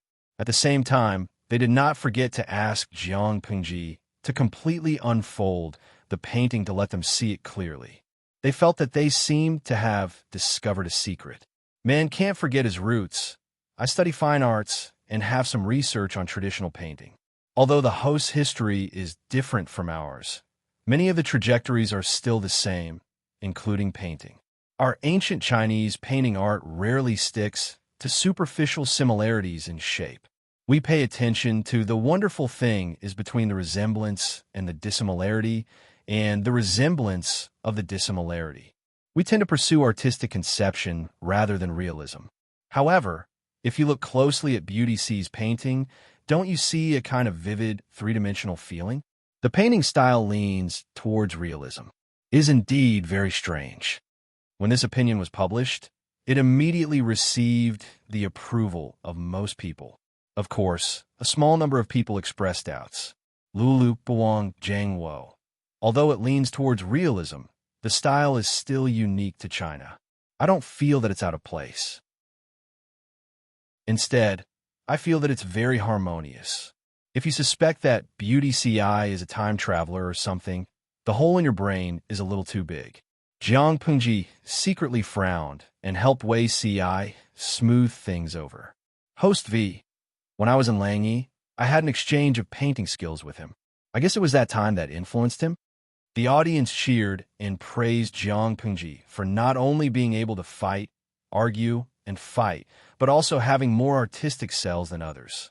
Jiang Pengji smiled and rolled up Wei Ci's painting. She squinted her eyes like a fox. Wei Ci did not know what had happened. A faint chill ran down his spine. On that day, the cold wind was biting cold. The flags were blown by the strong wind until they made a thunderous sound. The army set off. Jiang Pengji led the troops into battle. More than 10,000 troops and horses passed through the pure white snow and disappeared into the horizon. Zhongzhou was the most powerful of the 5 countries in the Central Plains. It had a strong economy and a vast territory. Dongqing had a total of 6 prefectures and 21 counties. Zhongzhou had 10 prefectures and 33 counties. However, as the leader of the 5 countries, Zhongzhou had not been having an easy time in recent years. The struggle between the factions was getting more and more intense. The situation in the court was changing rapidly. The aristocratic families, the relatives of the emperor, and the eunuchs were fighting nonstop. Blood flowed like a river. The less powerful aristocratic families were jittery. They did not dare to interfere in the court's affairs, talk about the people's livelihood, or delve into the ways of governance. They were afraid that they would say something wrong and lose their heads. These struggles were secondary. They were too distant for the common people. However, there was one thing that was closely related to them. Many people who were suffering turned their faces and spat when they mentioned this person. The Empress of Zhongzhou, the Du family, was a noble daughter of a noble family. It was rumored that this person was as beautiful as a fairy. Her talent and moral character were unparalleled. Although she was a woman, she could argue and compete with the great scholars of the time. After becoming the empress, she set an example and made a great vow to educate all the women in the world. She studied painstakingly for many years and finally wrote 4 classics: Women's Commandments, Internal Instructions, Women's Analects, and Women's Exemplary Records. These 4 books were highly respected by the great scholars of Zhongzhou and a vast number of scholars. Therefore, they were collectively known as the 4 self-accomplishment classics for women. For a time, they were popular in Zhongzhou. They were sought after by the aristocratic ladies of the aristocratic families. Everyone had a set and regarded it as the supreme standard. Some people admired it, but naturally, there were people who opposed it. However, when faced with the trend of the entire country, the voices of opposition were like mosquitoes. They were instantly drowned out. Zhongzhou, in a small town outside the imperial city. In a tea house, a man in gray sat at the table. He had a long object wrapped in cloth by his hand. Chapter 677. Why had Zhongzhou become the most powerful of the 5 countries in the Central Plains? First, Zhongzhou had a unique geographical advantage. Its borders were only bordered by other Central Plains countries, and there were no foreign invasions. Second, Zhongzhou was the first to be established among the 5 countries. It had seized much of the wealth of the previous dynasty and attracted many noble families. With no foreign invasions and the wealth accumulated by the aristocratic families, it was expected that it would become the leader of the 5 countries. However, excessive comfort had given rise to internal strife. Today, Zhongzhou had followed in the footsteps of Dongqing. The internal strife was becoming more and more brutal. In addition to internal strife, the rich, extravagant, and comfortable life had distorted the thinking of some people, and they could do whatever they wanted. Just as the man in gray had mocked, Zhongzhou had caused so much trouble purely because too few people had died. If they arranged a bunch of enemies for Zhongzhou, who were like tigers waiting for wolves, and made their borders unpeaceful, countless young men would be sacrificed, and newborns would be reduced year by year. Let's see if they could still continue with the so-called for self-accomplishment classics for women, forbidding widows from remarrying, restricting women from keeping their chastity. It was the biggest joke in the world. The man in gray left the tea house and followed his memory to the place where the drowning ceremony was held. By the time he arrived, there was already a crowd gathered in front of him. They were standing by the water's edge and pointing. The noisy discussion was mixed with the sound of crying. The man in gray lowered his eyes and looked in the direction of the crying. The crying child was young. The boy was older, about 7 or 8 years old. The girl was young and skinny, no more than 3 or 4 years old. The two were dark and skinny. Beside them was a young man in his 20s. His expression was ferocious. He protected the child and roared at the crowd. Combining the discussion in the tea house and the conversation of the villagers watching the drowning ceremony, the man in gray sorted out the outline of the story. Simply put, a young widow in her 20s couldn't bear the loneliness and stole from a man from the same village. She was caught and drowned. The man in gray took 2 steps forward. Taking advantage of his tall stature, he immediately saw the green-skinned, drowned woman lying by the pond. Before he arrived, she had already been thrown into a pig cage and drowned. Not long after, the crowd of onlookers dispersed. Their faces still carried the strange joy of violating a taboo. It was so ugly that it was nauseating. The gray-clothed man was about to leave when he saw the young man jump into the water and pick up the half-submerged woman's corpse, preparing to carry it home. He lowered his eyes and stopped in his tracks. He took out some silver and gave it to the child beside the young man. Looking at the young man's attire, he didn't look like a rich man, let alone give the woman a dignified death. The young man trembled and bit his lips. His eyes were filled with tears. After a while, he said in a thick accent, "Thank you, big brother." The man in gray took the opportunity to ask a few more questions and heard another version of the story. The woman who was drowned in the pond was the prettiest girl in the neighboring village. She had married into the village a few years ago. She had been married to her husband for a few years, but her belly had never moved. When she finally got pregnant and gave birth to a girl, her in-laws hated her very much. After her daughter was born, her husband died, and the woman was widowed at a young age. The in-laws treated them harshly, thinking that their granddaughter was a curse to them. They even threw her daughter into the mountains when the woman wasn't paying attention, and she was almost fed to the wolves. The young man went hunting in the mountains and happened to save his daughter. The two of them got to know each other and fell in love with each other. One was a widow who had lost her husband and lived a hard life with her only daughter. The other was a widower who had lost his wife and had a son. The two of them liked each other and were a match made in heaven. After a long time, the barrier was broken. After some discussion, they planned to live together and support each other. However, the woman's in-laws couldn't accept it. They scolded the woman for not keeping her chastity for their son and slandered the two of them for having an improper relationship a long time ago. The couple even went to the chief, hoping to drown the unclean woman to avoid tarnishing the family's reputation. The young man hunted all year round and used his brute force to scare away the people who came to catch the woman. He could protect her once or twice, but how could he protect a woman for a lifetime? This morning, the woman found that her daughter and stepson were missing. She was afraid that the children would be kidnapped and sold or thrown into the mountains to be fed to the wolves by her in-laws.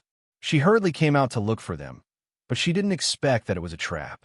She was caught by her clansmen who had been lying in ambush and forced to drown in the pond. When the young man realized that something was wrong and hurried over, it was too late. After listening to this story, the man in gray let out a short and mocking "ha." What was the funniest thing in the world? A woman who could be a husband to any man asked all the women in the world to keep their chastity, take these tails of silver, and move to another place. If they remember it one day, maybe they will also catch this girl. The young man cried and looked like he had suffered a great grievance. However, he didn't accept the kindness of the man in gray. For him, the man in gray didn't come over to scold him and the woman, which was the greatest kindness. The man in gray sighed and gave the money to the boy who shrunk to the side. He couldn't help but rub the girl's hair. "What's wrong with this world?" The young man sobbed and cried while carrying the woman's cold and swollen body. "Oh, evil people will reap what they have sown." The gray-clothed man left behind these words and quietly left. That night, the imperial city was brightly lit. The musical houses were bustling everywhere, and the sound of music and bamboo instruments could be heard. There were many figures and graceful figures that made people daydream. The palace was also filled with music, and there was an extremely luxurious and beautiful atmosphere everywhere. The man in gray used his connections to sneak into the palace and arrived at the Phoenix Palace where the Empress lived with the help of a spy. At the top of the red vermilion gate hung a black board with golden threads. On the board were 3 big words, Phoenix Palace. Inside the palace, candles flickered, and on the eaves carved from sandalwood, there were phoenixes spreading their wings. In the bedroom, the beams were made of sandalwood, and the curtains were made of pearls. A huge moon pearl hung in the sky, shining brightly as if it had hooked the full moon in the sky into the palace. It was like a paradise on earth. The floor was paved with white jade, shining with warm light. It was inlaid with gems and gold pearls, and the floor was chiseled into lotuses. The lotuses were vivid and exquisite, and the stamens were delicate and distinguishable. In the center, there was a gilded incense burner with curling mist. Oh, it was extremely luxurious. The man in gray had already changed his clothes. He walked straight into the palace and didn't meet any palace maids on the way. "Guards, give this Empress." Inside the palace, a woman in a palace dress was kneeling in front of a dressing mirror, putting makeup on. Looking closely, the mirror inlaid with gems was not made of copper. It could clearly reflect a person's figure, and it was as bright as a demon revealing mirror. Through the reflection of the mirror, the woman in the palace dress saw a man with a weathered face standing behind her. This person's appearance gave her a very familiar feeling. This person seemed to be someone she knew. Her whole body trembled, and then she realized that there was no palace maid in the palace. She suppressed the fear in her heart and pretended to be calm. She turned around and asked him, "Who are you? Nobles have short memories. Do you remember Xie, who was murdered by you more than 10 years ago?" Chapter 678. Xie. Wasn't this idiot already dead? The woman was so scared that her face turned pale. She didn't have the extra energy to think and could only shout "system" in her heart. In an instant, the killing intent had already approached. However, this woman was clearly a weak woman, yet she cleverly avoided Xie spear. Even though she was in a sorry state as she avoided the killing intent, and the pearls and jadeite ornaments on her head fell to the ground, it did not damage her elegance. Instead, it added a bit of pitiful weakness. As she dodged, She screamed in terror, trying to use her identity to threaten Xie Qian. Xie Qian? Who was that? This Empress does not know him. Audacious, unruly commoner. How dare you sneak into the imperial palace to assassinate the Empress? 9 generations of your family shall be executed. As soon as she finished speaking, the next attack approached. This time, it wasn't aimed at her heart, but at her forehead. The woman had no choice but to crush something and once again, coincidentally, avoided a fatal blow. Xie Qian frowned. He felt that his spear should have been able to pierce through, but before it could touch this person's body, the spearhead seemed to have touched an invisible layer and was forcefully bounced off. He didn't think too much about it. He didn't have much time left, so he had to kill this monster first. System. The woman screamed in her heart. Come out. For safety's sake, she had prepared several cards that could help her block fatal attacks. However, those cards were extremely expensive, and she was relatively comfortable in the palace. At most, she would be poisoned by jealous concubines. She rarely used these things, so she didn't exchange for many. He only had 9 in his inventory.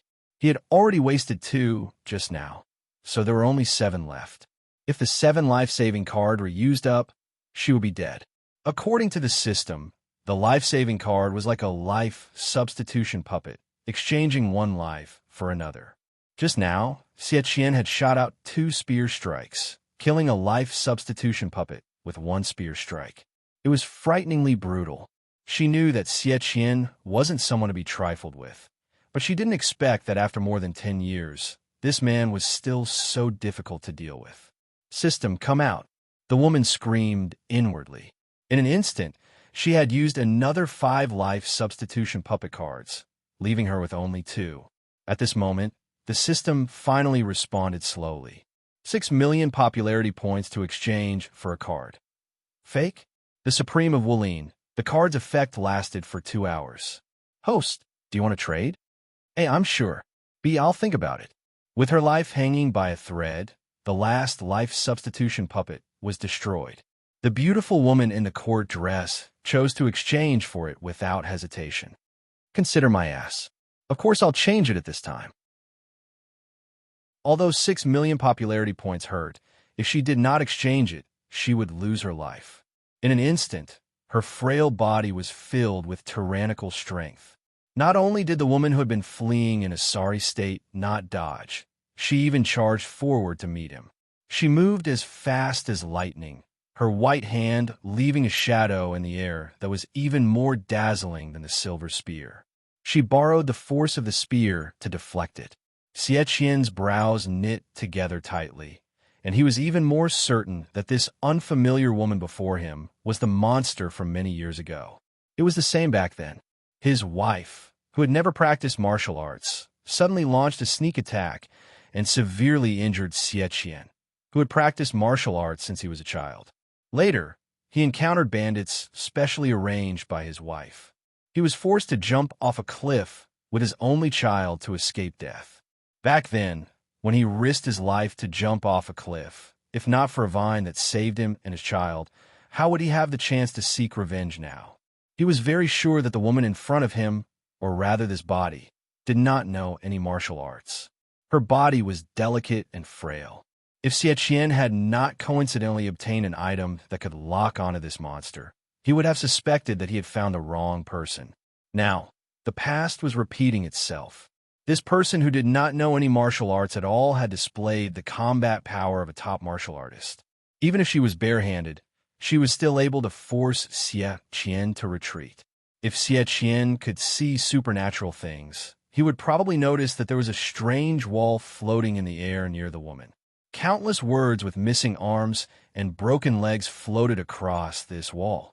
666. Don't you guys think that the streamer looks like Xia Longnu when she fights with her Snow White Palace costume? Didn't the streamer perform How to Sleep on a Rope? She's definitely a real-life version of Xia Longnu. Come on, streamer. If you win, I'll buy you 999 luxury yachts today. It's a pity. That middle-aged handsome guy is so charming. I really want to see the hand-to-hand fight between him and the streamer. It must be very passionate. Hehe. As expected of a late-night AV, /V live broadcast room. Can this female streamer, who sells her body, not insult Xiaolongnu? Xiaolongnu is as pure as ice and as clean as jade. What kind of trash is she? I have a 200 gigabytes folder on my computer, and she's a goddess. Xie Qian's spear technique was swift and fierce, carrying a fatal murderous intent. The beautiful woman was like the world's most flexible body, and her figure was soft but firm. No matter how Xie Qian attacked, the woman always responded with ease, and her defense was impenetrable. The two figures began to fight in the spacious palace. After more than 300 moves, Xie Qian's offensive had already begun to weaken, but the woman was still not flushed or out of breath. From being evenly matched at the beginning, she gradually gained the upper hand. A sinister look flashed in her eyes, and her attacks became more ruthless. You've really reincarnated again. Where's Er's corpse? Xie Qian secretly looked for an opportunity, hoping to find the woman's flaw and directly kill her. The beautiful woman's eyes were shimmering, and a faint pink light flashed through them. Her cherry lips spat out vicious words. Back then, when I took over her body, her soul was still there. The beautiful woman in the palace dress said with a smile, and her moves became more and more sinister and treacherous. In other words, she knew everything I did. Later, I got tired of it and returned her body. Xie Qian's expression changed dramatically, and his hand holding the spear couldn't help but pause. The woman seized the opportunity to attack him. He reacted quickly and pushed her away, and the distance between them increased again. However, his arm was faintly numb. The beautiful woman in the palace dress continued to smile, ignoring Xie Qian's face that was as black as the bottom of a pot. She continued to provoke him, making him angry. Xie Xiaohe, if you didn't have the intention to kill me back then, maybe I would have spared Wang Huiyun's life and returned her to you. But you were heartless first, so you can't blame me for being unjust later. I returned Wang Huiyun's body and directly threw her into the palace's musical house. She became a prostitute for the officials and was molested by anyone. She was quite fierce and committed suicide for you to prove her innocence. As her husband, don't you feel touched? As such, how could Xie Qian bear it anymore? His originally weak attacks became fierce again with an indomitable killing intent, which the beautiful woman easily dealt with it. Not only was she not angry, but she even winked at him. Taking the opportunity of the fight, she burrowed into his arms and quickly flew away. Xie Qian was so angry that he couldn't maintain his rationality. At this time, messy footsteps came from outside the palace, accompanied by the sound of armor rubbing against each other. Xie Qian glared at the beautiful woman with eyes full of killing intent. Full of unwillingness, he made a feint with his spear to force her back, and then jumped out of the window to escape. The beautiful woman didn't chase after him, or rather, she, a half-baked martial arts supreme with a time limit, couldn't kill Xie Qian. She looked down at her own attire, took out a dagger from the void, and fiercely cut herself a few times. Then, she closed her eyes and fell into a pool of blood. At this time, the palace door was smashed open, and the frightened voice of the palace attendant entered her ears. Chapter 679. The Zhongzhou Empress was assassinated, and the emperor was furious. He ordered the assassin to be captured within 3 days and killed on the spot.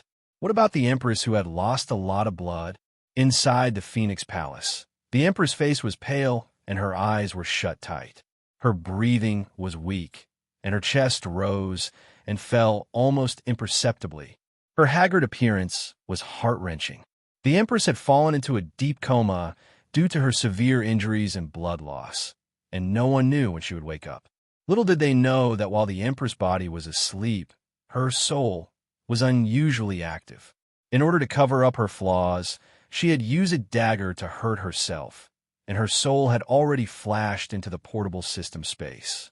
There was a modern and romantic bungalow in the system space. It was exquisitely designed and had a garden, covering an area of more than 1,000 square meters. There were all kinds of household appliances.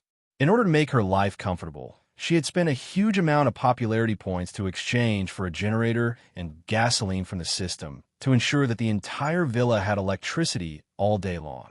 Aside from being unable to log into the internet, her life was even better than before she transmigrated. System, what happened to you just now? Why did you only reply after I called you for so long? The beautiful woman in the palace gown had a gloomy expression. Her heart was bleeding when she thought of the life substitution puppet she had lost. One life substitution puppet card required 888,888 popularity points. If she had not prepared 9 cards for herself, Xie Qian would have killed her long ago. Thinking of the dangerous situation just now and Xie Qian's murderous intent, her face was extremely gloomy. Also, why didn't Xie Qian die?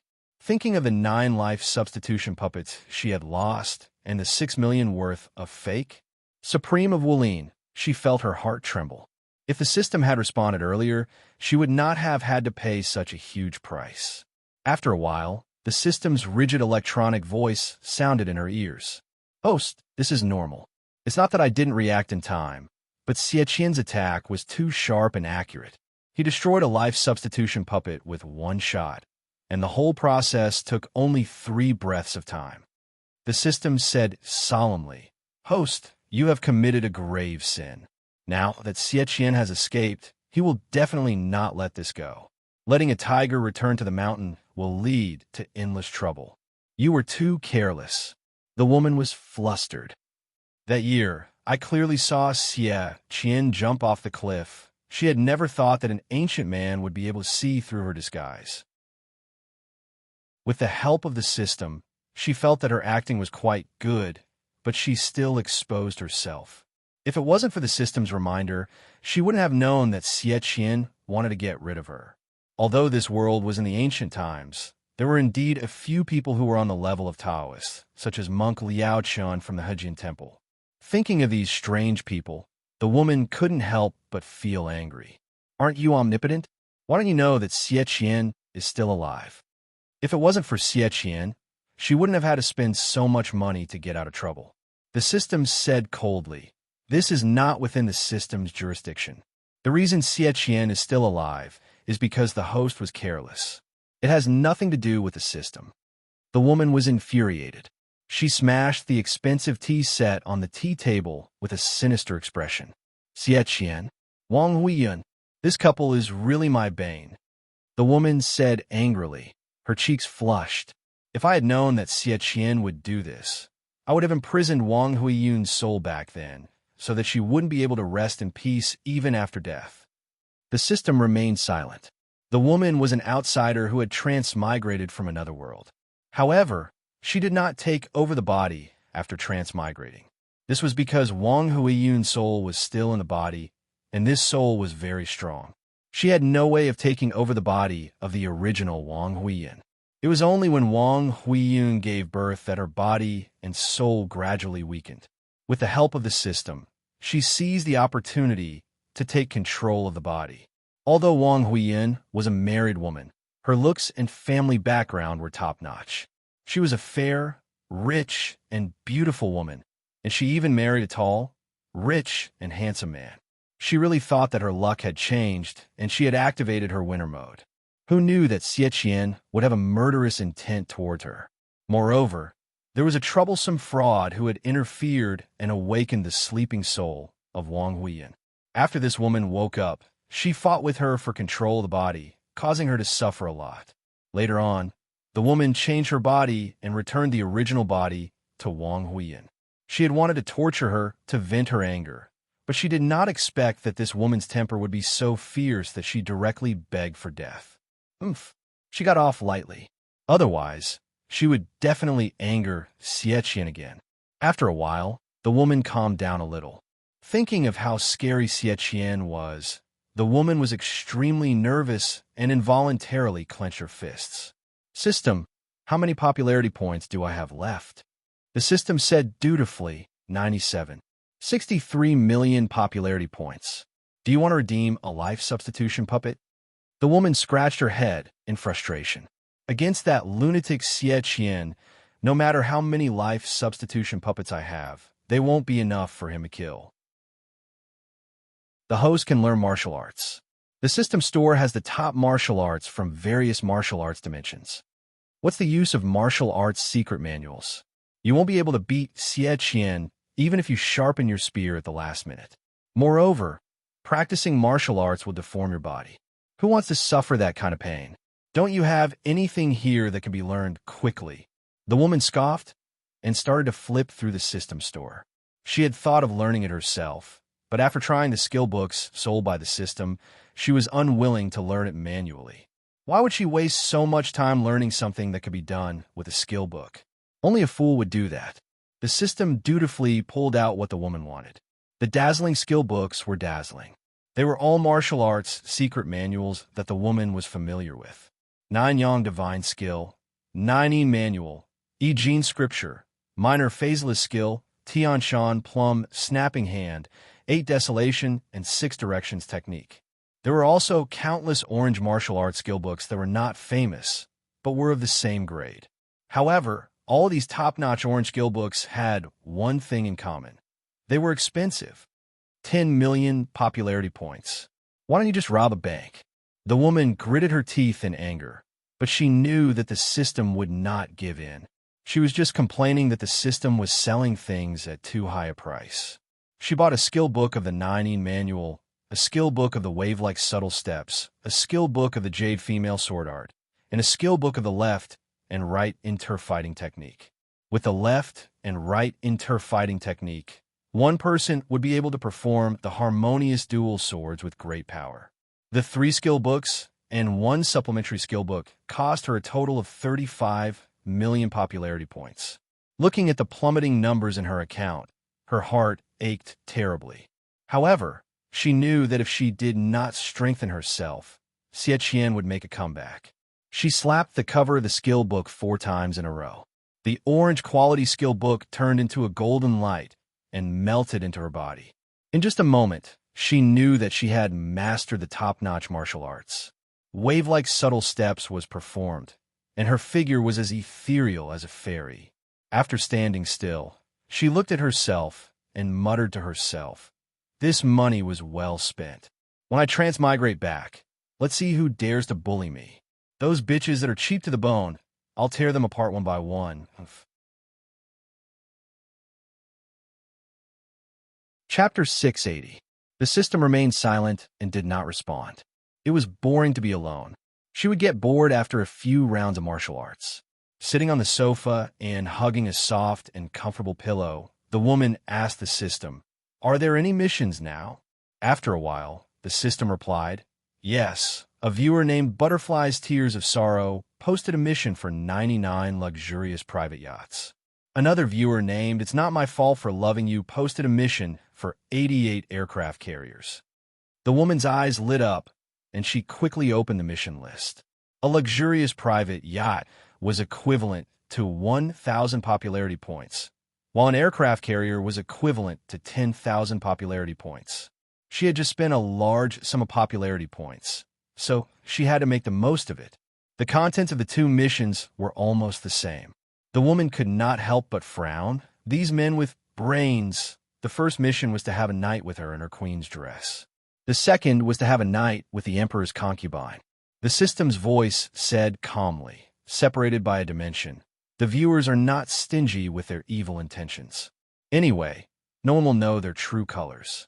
Who wouldn't want to spend a small sum of money and enjoy the treatment of an emperor? Host, do you accept the mission?" The woman snorted and said decisively, "Of course I do. Why wouldn't I? I'm really short on money now. Let's follow the old rules." Just as the system said, separated by a dimension, strangers would not deliberately hide their true nature and evil intentions. Her live streaming room had been upgraded to level 6 and could currently accommodate 700,000 viewers. When the live streaming room was upgraded to level 6, the system had another function. It could allow viewers from another dimension to experience sensory pleasure that was infinitely close to reality in their dreams. At first, the viewers were willing to pay for her live streaming with other men. They would not lose anything anyway. Later, when they found out that the live streaming room had this function, the viewer's demands became more explicit. However, she would not do it herself. Who knew if the viewers were humans or dogs? She was not a prostitute. However, the viewers were her bread and butter. She could not simply go against them, so she thought of another way. She used the palace maid beside her as her substitute. After all, she had placed a loyalty talisman on the palace maid, so she would not betray her. TSK, if only the loyalty talisman was effective on Xie. Damn it, she had tried to cast a loyalty talisman on Xie, but she didn't know what he had on him, and the loyalty talisman was destroyed. Xie has been practicing martial arts since he was young. He could be considered a grandmaster. Ordinary loyalty talismans won't work on him. The system poured a bucket of cold water on her. The woman curled her lips and said, "TSK, then why didn't you give me the unusual loyalty talisman?" "Yes, but you can't afford it," the system said. The woman was astonished and asked it. "There really is. Let me see. Grade 9 loyalty talisman, orange quality." According to their quality, they were divided into gray, white, green, blue, purple, and orange. Orange was the highest grade and the most expensive. 25 million points. F*CK. Why don't you just rob someone? The woman was exasperated. She asked indignantly, "This grade 9 loyalty talisman can make Xie submit?" "No, he's just a small fry. Using the grade 9 loyalty talisman won't kill him." The system laughed. "This grade 9 loyalty talisman has an 80% chance of making the Son of Providence submit to you." The woman's heart trembled. She blurted out, "Including Emperor Chun?" "Including her." The woman secretly gritted her teeth. She seemed to be hesitating whether to buy it or not. "But I don't even know who Emperor Chun is. It's useless even if I buy it." The woman said gloomily, "That old man Lu, she is so annoying. I've received a lot of fake news, but there's still no news of Emperor Chen's whereabouts. In order to fit in with history, I even sacrificed that useless daughter of mine. Who knew that she would be so useless and die so worthless?" Lu, she had intentionally led her mistress, Lu Huan, away. She had thought that Lu she had no daughter and that Lu Huan, the mistress's daughter in name, had a chance to become Emperor Chen. She had not expected that she would be so useless. "TSK. Gu Min, that damn bitch," the woman suddenly muttered. The system knew why she was cursing Gu Min, who had passed away a long time ago. That year, when the woman found out that Gu Min was a transmigrator, she first used the soul-searching technique on Gu Min to prevent her from ruining things. After carefully looking through Gu Min's memories, she unexpectedly found out that Gu Min actually came from the future of this plane. The current child of fortune was Lu Shi's daughter, the future Emperor Chun of the Jiang dynasty. However, with the addition of Gu Min and the hindrance of Lu Shi, the identity of Emperor Chun became complicated and confusing. The woman had been searching for many years, but there had been no progress. If it wasn't for Gu Min shamelessly stealing her own brother-in-law, I wouldn't have been unable to find out who Emperor Chun is. F*CK. The system whispered bewitchingly, "Actually, it's not that difficult. As long as you're willing to pay the price, you could buy all kinds of information." The woman was exasperated. "So many points of popularity. You're going to overdraft me." The system said, "It's not expensive at all. You can buy any piece of information with 30 million points of popularity." The woman hesitated for a long time. She thought of Emperor Chun, who would unify the Central Plains in the future. She felt like she was sitting on pins and needles. There was no special reason for her to be so against Emperor Chun. It was only because he threatened her. The system had said that if Emperor Chun lived and unified the universe, she would die. Because of the so-called law of the plane, only one of them could live. If one did not look out for oneself, heaven and earth would destroy them. Compared to Emperor Chun, of course, she would let that dog Emperor Chun die. On the other hand, as long as she reached the peak of her live streaming level, she could make a wish and transmigrate back. She could even bring everything she had obtained from the system. Her current goal was to upgrade her live streaming room to level 7. Once it reached level 7, She would need to spend another billion points of popularity to open up a channel to the cultivation plane. If the cultivators there rewarded her with elixirs, cultivation techniques, rare herbs, or even celestial beasts, she would be able to receive the real thing. With these, she would become an immortal cultivator. When she transmigrated back, wouldn't she be able to turn the world upside down? It was a pity that the nearly 100 million points of popularity that she had painstakingly accumulated through her live streaming and completing missions were going to be squandered again. However, if she spent 25 million points of popularity to buy the grade 9 loyalty talisman and 30 million points of popularity to buy information about Emperor Chun, she would be able to completely eliminate this hidden danger. Then she would be able to enjoy her transmigration life in peace. She could start live streaming without any worries and earn popularity points. She gritted her teeth and said, "Buy. Buy them all. I want to know who that dog of Emperor is." After a while, a letter appeared in front of her. It was an orange talisman in a jade box. The texture of the letter was like fine mutton, fat jade, and there were 2 large golden words written on it. Lu Shi. The woman was shocked. The next moment, her expression turned ferocious. D*MN, you're saying that Lu Shi's son, Lu Shi, is a woman? The system seemed to be surprised as well. After a while, it said, the data doesn't lie. Lu Shi is the son of Providence, the historical Emperor Chun. The woman was even more furious. She smashed the things in the living room like a madwoman. Who could remain calm when they found out that the person they had ignored for years was the target? Chapter 681. If one were to ask who the lady hated the most, Lu Shi was undoubtedly number 1, followed by Gu Min, and lastly, the thorn in her side, Emperor Chun. She had spent 30 million popularity points to buy news about Emperor Chun, only to receive such an answer. How could she not be angry? After a while, the lady had smashed everything in the living room that could be smashed. Only then did her anger subside. Her hair was a mess, and her clothes were disheveled. She lay on the sofa, panting slightly to calm the raging fire in her chest. Lu Shi and Gu Min, 2 bitches. She ground her molars in anger, her beautiful face carrying a frightening malevolence. Especially this Gu Min, an ordinary transmigrator, tormenting the paper workshop and making bricks and glass to make money. Did they think she couldn't tell that she had used such a crappy method in a transmigration novel?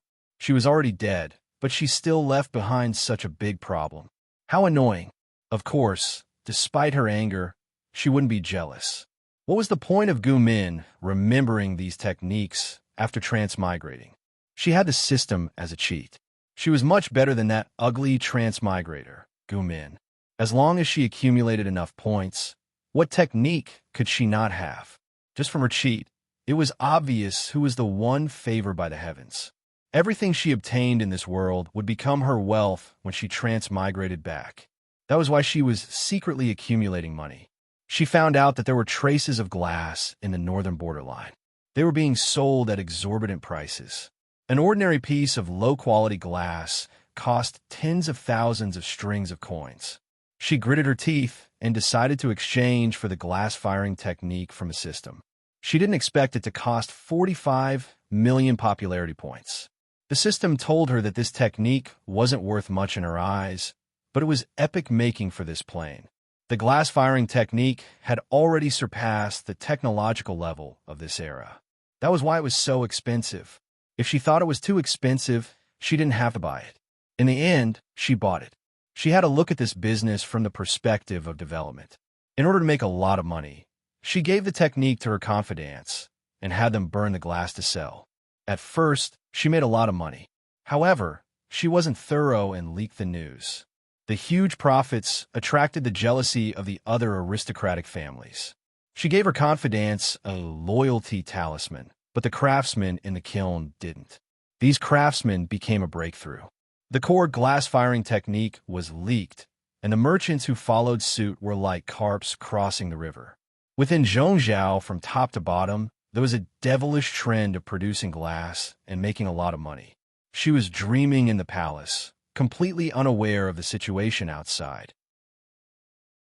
When she found out that she had used 45 million popularity points to exchange for the glass-firing technique, she had only earned less than 1,000,000 strings of coins.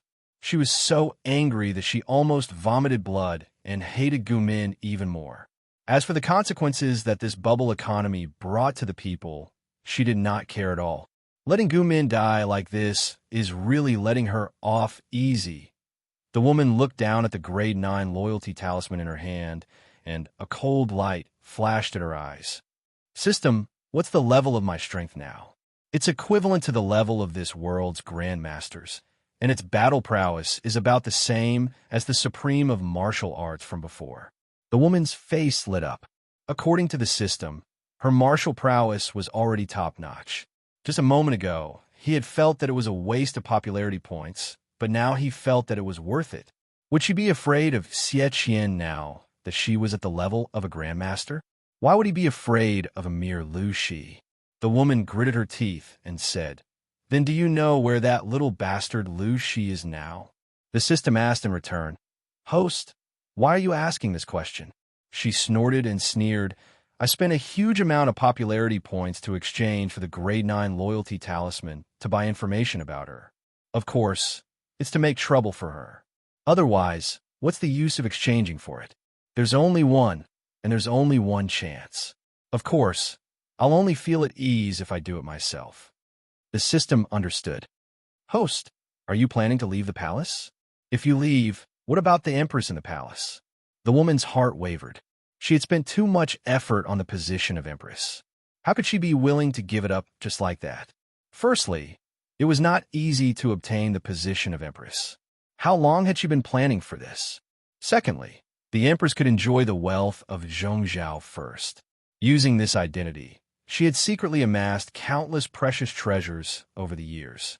When she transmigrated back, any one of them would be a treasure worth millions. It would allow her to go from a penniless, small-time broadcaster to a Ms. Perfect with countless treasures. How could she be willing to abandon this money tree? Even if she had to abandon it, it would not be now. She secretly gritted her teeth, thinking about how to solve this matter perfectly.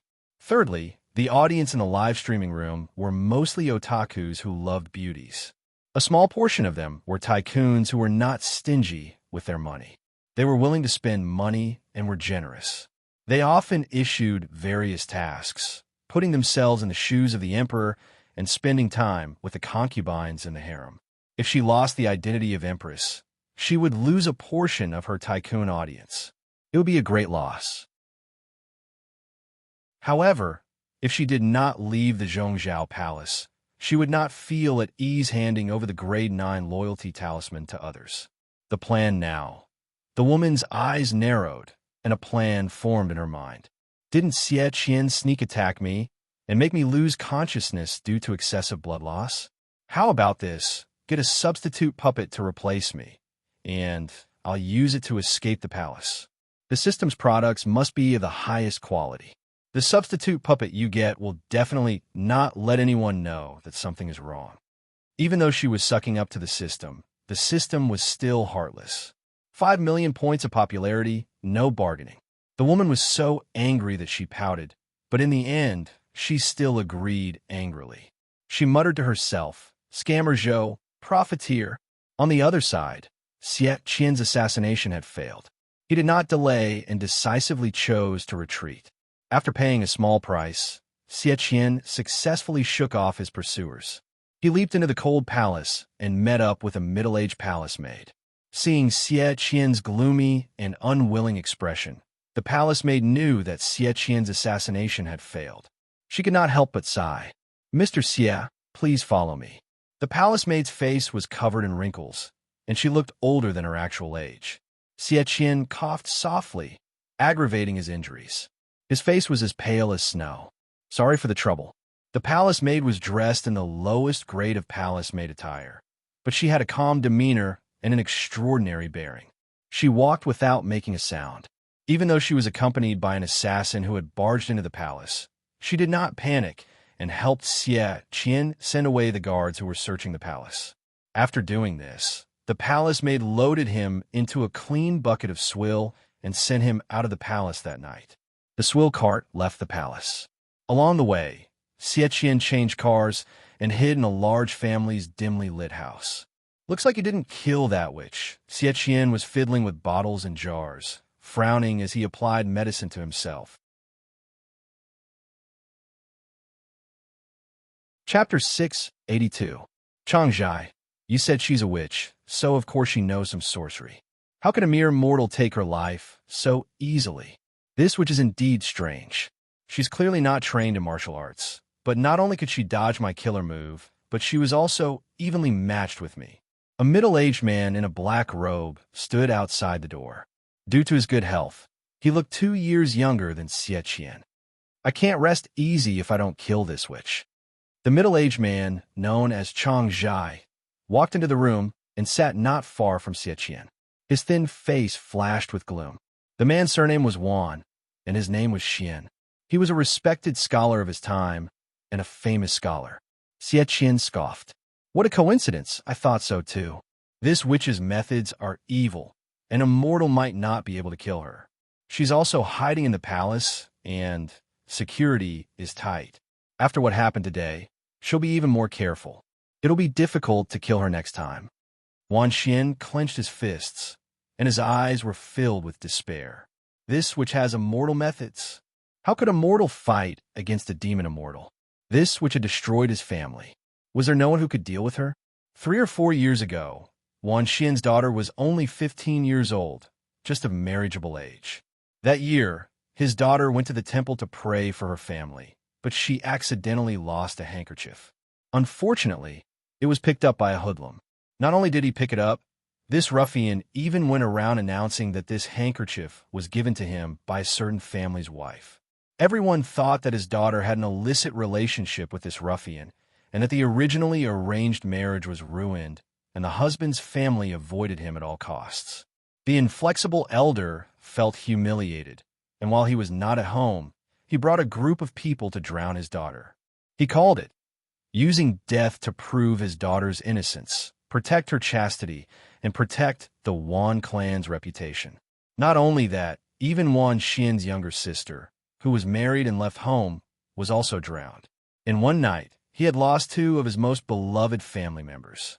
In his anger, Wan Xian not only hated the Wan clan, but also the source of all this, the Zhongzhou Empress. If it weren't for this woman's mischief and that bullshit for self-accomplishment classics for women, would his daughter and sister have lost their lives because of this? He had never believed in these supernatural theories, but he had no choice but to believe in someone that even Xie could not kill. Xie sneered. Even if the demoness has some tricks up her sleeves, it's still a demonic trick. Immortals? How could that wicked woman, who could be a husband to any man, be qualified to use this word? Wan Xian calmed himself down and asked, Xiao, what should we do now? Wan Xian and Xie had used their connections and made meticulous arrangements. This had given Xie the opportunity to infiltrate the Celestial Phoenix Palace and assassinate the Empress. Now that the assassination had failed, Wan Xian felt that if the Emperor sincerely pursued the matter, he wouldn't be able to hide it for long. Sooner or later, they would be found out. Before the Emperor could react, they had to make preparations to escape. If he continued to stay in Zhongzhou, sooner or later he would be caught and chopped into pieces. Xie paused in the act of bandaging his wound, as if he was deep in thought. He said, The only thing we can do now is to protect ourselves before making any other plans. If we continue to stay in Zhongzhou, we will die sooner or later. We might as well escape to another country. Nansheng is in the midst of war, and we can't even protect ourselves. It's not wise to go there. Beiyuan and Xichang are too far away, and these 2 countries have good relations with Zhongzhou. Going there would be suicide. Looking at it now, Dongqing is safer. Lu Zhongqing's son is promising. Both father and son grew up drinking ink, and they have a deep hatred for the demoness. Relying on them should be a good choice. Wan Xian listened carefully and agreed without hesitation. I'll pack my belongings and leave at night. Xie grabbed Wan Xian's sleeve to stop him from acting foolishly. He wasn't a homebody like Wan Xian. He was very experienced. Not now. The timing is too sensitive. Stay calm and wait for a day or two. The Empress has just been assassinated. If you pack your belongings and prepare to move, wouldn't that be a confession? Do what you need to do these 2 days. Don't give yourself away. Wan Xian had no choice but to listen to Xie Qian's advice. Xie Qian asked as he put on his clothes and slowly fastened his belt. If you leave, what will happen to the Wan family? Wan Xian's face darkened and he sneered. It's none of my business. I'll leave it to fate. They owe me after all. Wan Xian lost his wife at a young age. He originally wanted to remarry for his daughter. After all, a daughter's upbringing couldn't be separated from her mistress. But coincidentally, his younger sister had a conflict with her husband's family and left. He simply asked his younger sister to help him raise his daughter. He gave up on the idea of remarrying and devoted himself to learning, slowly making a name for himself. Not only did he befriend many famous people, but he also had some achievements in the officialdom and brought glory to the Wan family. To put it bluntly, Wan Xian's contribution was 80% due to the Wan family's prestige in Zhongzhou. However, not only was the Wan family not grateful, but they also took advantage of him and took advantage of him. In the end, they used the excuse of preserving their chastity and protecting their family's reputation to drown Wan Xian's two most important family members. If not for the hatred in his heart, he probably wouldn't have been able to withstand the successive blows and would have died long ago. Implicating the Wan family? This was what they owed him, and they had to repay him sooner or later. Xie Qian didn't say much. This was Wan Xian's private matter, and he couldn't interfere. 2 days later, the imperial city was on high alert, and the search area was further expanded. Seeing this, Xie Qian asked Wan Xian to get ready to move. At this moment, Wan Xian's connections played an important role. Not long after, the wheels of the carriage slowly rolled in the direction of Dongqing, leaving the imperial city far behind. Wan Xian looked back with a regretful expression. We've already left the imperial city. Sigh, I guess we'll never return in this lifetime. He was over 40 years old and was considered half a foot in the grave. Now, he had to bear the pain of leaving his homeland. If not for that wicked woman, he wouldn't have been reduced to the state of stray dog. Xie Qian's injuries hadn't healed, and he couldn't ride a horse, so he could only sit in the carriage. Hearing his old friend Wan Xian's lament, he sneered. If you can live longer, you might be able to return. Wan Xian looked at him in surprise. Xie Qian said, Look at the situation in Zhongzhou. It's just the second Dongqing. The emperor was incompetent and favored the demon empress. He allowed those who didn't do anything to exploit the people and fill their own pockets. He didn't care about the people's livelihood at all. The struggle in the court was getting more and more intense. How many innocent people became cannon fodder in the fight between the gods? As for the influential aristocratic families in Zhongzhou, they were even more laughable. Everyone had high positions and generous salaries, and half of the court's power was in their hands. Financially, they controlled the mountains and swamps, seized large tracts of land and tenants, and avoided paying taxes. On the other hand, they exploited the people. In such a comfortable environment, a large number of aristocratic families who indulged in leisure and debauchery were born. They held power, but didn't care about government affairs. Could Zhongzhou still be saved in such a state? They would be doomed. Wan Xian lowered his eyes and pondered. Xie Qian said, Let's take one step at a time. If Zhongzhou is in chaos, it might be our best opportunity. That wicked woman was fearless, largely because she was the Empress of Zhongzhou. The entire country was her backer. If Zhongzhou was gone, it would be much easier to deal with that wicked woman. Chapter 683. The area near the Huangshui River was named Huangshui County after its tributary. It was located at the border of Chenzhou. Ever since the imperial family issued an edict to summon the heroes of the world to defend the king and fight against the traitors, troops from all over the country responded to the call and gathered here. They set up camp near Huangshui County. The camp stretched for more than 200 miles. It was a magnificent sight. From a governor to the county magistrate, there were no less than 20 people from all over the country. There were more than 400,000 troops gathered. Prince Changsho was so upset that he couldn't even sleep well these days. Who knew there would be so many forces that responded to the call for help? Where did these people come from? They were about to invade Qinzhou. The Meng family of Zhangzhou cooperated with him from the inside and the outside. The situation was good. Who knew that his brother would shamelessly issue an edict to rescue the king and summon forces from all over the country? What was this equivalent to? This was supposed to be a private matter between the two brothers. No matter how ugly the fight was, it was still a family matter. But his brother couldn't beat him, so he shamelessly sat on the ground and cried like a rascal. He pretended to be pitiful and called a group of reinforcements to help him fight. One mustn't wash one's dirty linen in public. His brother made it known to the whole world. It was really embarrassing, too embarrassing. Prince Changsho ordered the scouts to continue scouting. There were already as many as 400,000 reinforcements in Huangshui County. Quickly invite County Chief Meng over to discuss. Prince Changsho was so worried that his hair was about to fall off. After not seeing him for a while, he had lost a lot of weight. He didn't know why he was so unlucky. Every time his luck was about to take a turn for the better, he would be beaten back to his original state. Not long after, the soldiers carefully invited a middle-aged man with a gloomy face and low-key clothes. When Prince Changsho saw him, his eyes lit up as if he had seen his savior or second parent. The middle-aged man looked good. He had a neatly trimmed beard and a pair of hawk-like eyes that were dark and sinister.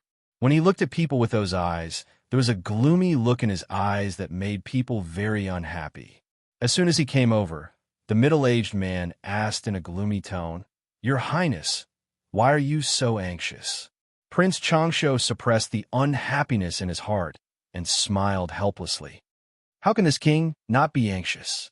Those rebels and traitors have gathered at the Huang River, and they have as many as 400,000 soldiers. If they work together with the remaining soldiers in Qinzhou and surround us, then I won't be able to escape even if I have wings. Mister, do you think this prince can still keep his cool?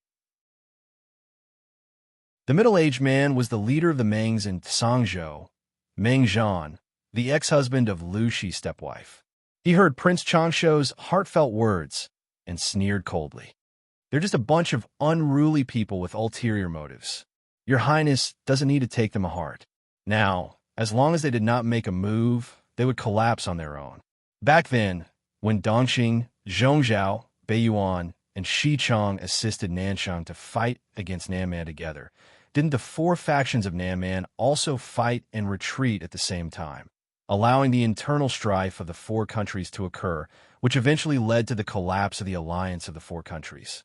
Your Highness might as well sit on the mountain and watch the tigers fight against this group of forces that are here to rescue the emperor. This bunch of unorthodox people will sooner or later have internal strife. Upon hearing this, Prince Changsho's anxious heart calmed down a little.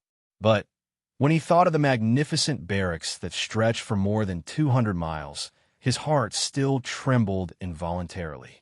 No matter how reasonable Meng Zhan's words were, he was still worried. Meng Zhan furrowed his brows in disgust, but he could not show this emotion verbally. Your Highness, please don't worry. Even if I'm not thinking for your Highness, I have to think for the Meng family. Now the Meng family and your Highness are in the same boat. If your Highness is safe, the Meng family can advance further. What's more, Lu Shi's family is still alive and kicking. No matter what, I won't die before him. The hatred of killing his son was absolutely irreconcilable.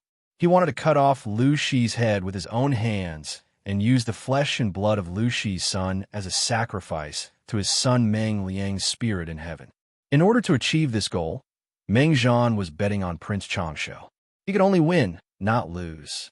Sending 400,000 troops to rescue the emperor was indeed tricky, but each of these forces had their own plans, so it was not impossible to defeat them one by one. As long as Prince Changsho listened to his arrangements, he could guarantee that the Dongxing royal family would not survive past this spring. Hearing Meng Zhan's guarantee, Prince Changsho finally felt relieved. On the other side, in the Huangshui barracks, the cold wind whistled and the flags fluttered. The barracks seemed to be connected, but in fact, they protected each other. The layout was also different. Huang Song had arrived at Huangshui County half a month ago and set up camp. He was Lu Shi's neighbor, and he visited every few days. Seeing Huang Song's attentive manner of visiting, Lu Shi would have thought that he had entered the wrong place if it were not for the fact that he was in the barracks surrounded by soldiers in armor and full of murderous intent. On this day, Huang Song finished training and came to visit again. Lu Shi was holding a hot pot to keep himself warm. When he heard the report from outside the tent, he could not help but let out a long sigh. They saw each other all the time. Since they were all from the same force, he could not refuse Huang Song. Therefore, Lu Shi could only order the soldiers guarding outside the tent. Let County Chief Huang in. Did you hear that? County Chief Huang. It was convenient to be an official with a family in the court. Huang Song's grandfather, Huang Tan, was a trusted eunuch by the emperor's side. He secretly helped the emperor sell official titles to earn some pocket money. All the money he earned was for the emperor to squander and enrich his private treasury. Seeing that, Huang Song simply relied on his grandfather's connections and solidified his official position. In just a short time, Huang Song was directly promoted from the district magistrate of Diong District to the county chief of Mauda County. He was young and promising, and he was proud of his success. He originally thought that Huang Song was here to visit, but he did not expect him to have a little tail behind him. Lu Shi sat in the seat of honor in the tent and looked at the young man beside Huang Song with a slight frown. Cheng Jing, Cheng Yamo, a modest gentleman, tall and straight like a pine tree, with a vast and righteous aura. Even though the young man was dressed calmly and simply, he still had a presence that was difficult to ignore when he stood beside Huang Song, as if he was born to be the focus of attention. Looking at Huang Song and then at Cheng Jing, Lu Shi secretly curled his lips. As soon as he saw Cheng Jing, he knew that Huang Song had an ulterior motive for coming that day and would not be easily dismissed. As expected, Uncle Lu, I've come here today because I have something to discuss with Uncle Lu. Huang Song had the attitude of a junior. He was neither servile nor overbearing, like an ordinary junior next door greeting an elder uncle. Lu Shi frowned and asked, "What is it?" Huang Song quietly glanced at Cheng Jing, who was behind him. Lu Shi understood and gestured for Cheng Jing to speak. "I am Cheng Jing, and I would like to ask a question, Governor." Lu Shi thought for a while and vaguely understood what Cheng Jing wanted to say, but he still wanted to test Cheng Jing's limits. "Ask away." Cheng Jing did not beat around the bush and asked bluntly, "Governor, do you think that this alliance meeting can save the country that is about to collapse?" Lu Shi snorted. He was not angry, but he did not express anything either. He was just beating around the bush.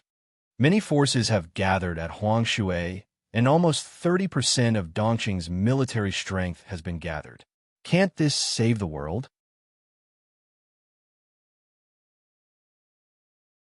Chapter 684. Lu Shi leaned against the table and smiled. What you're talking about is indeed a hidden danger, but who would be willing to stand up for it?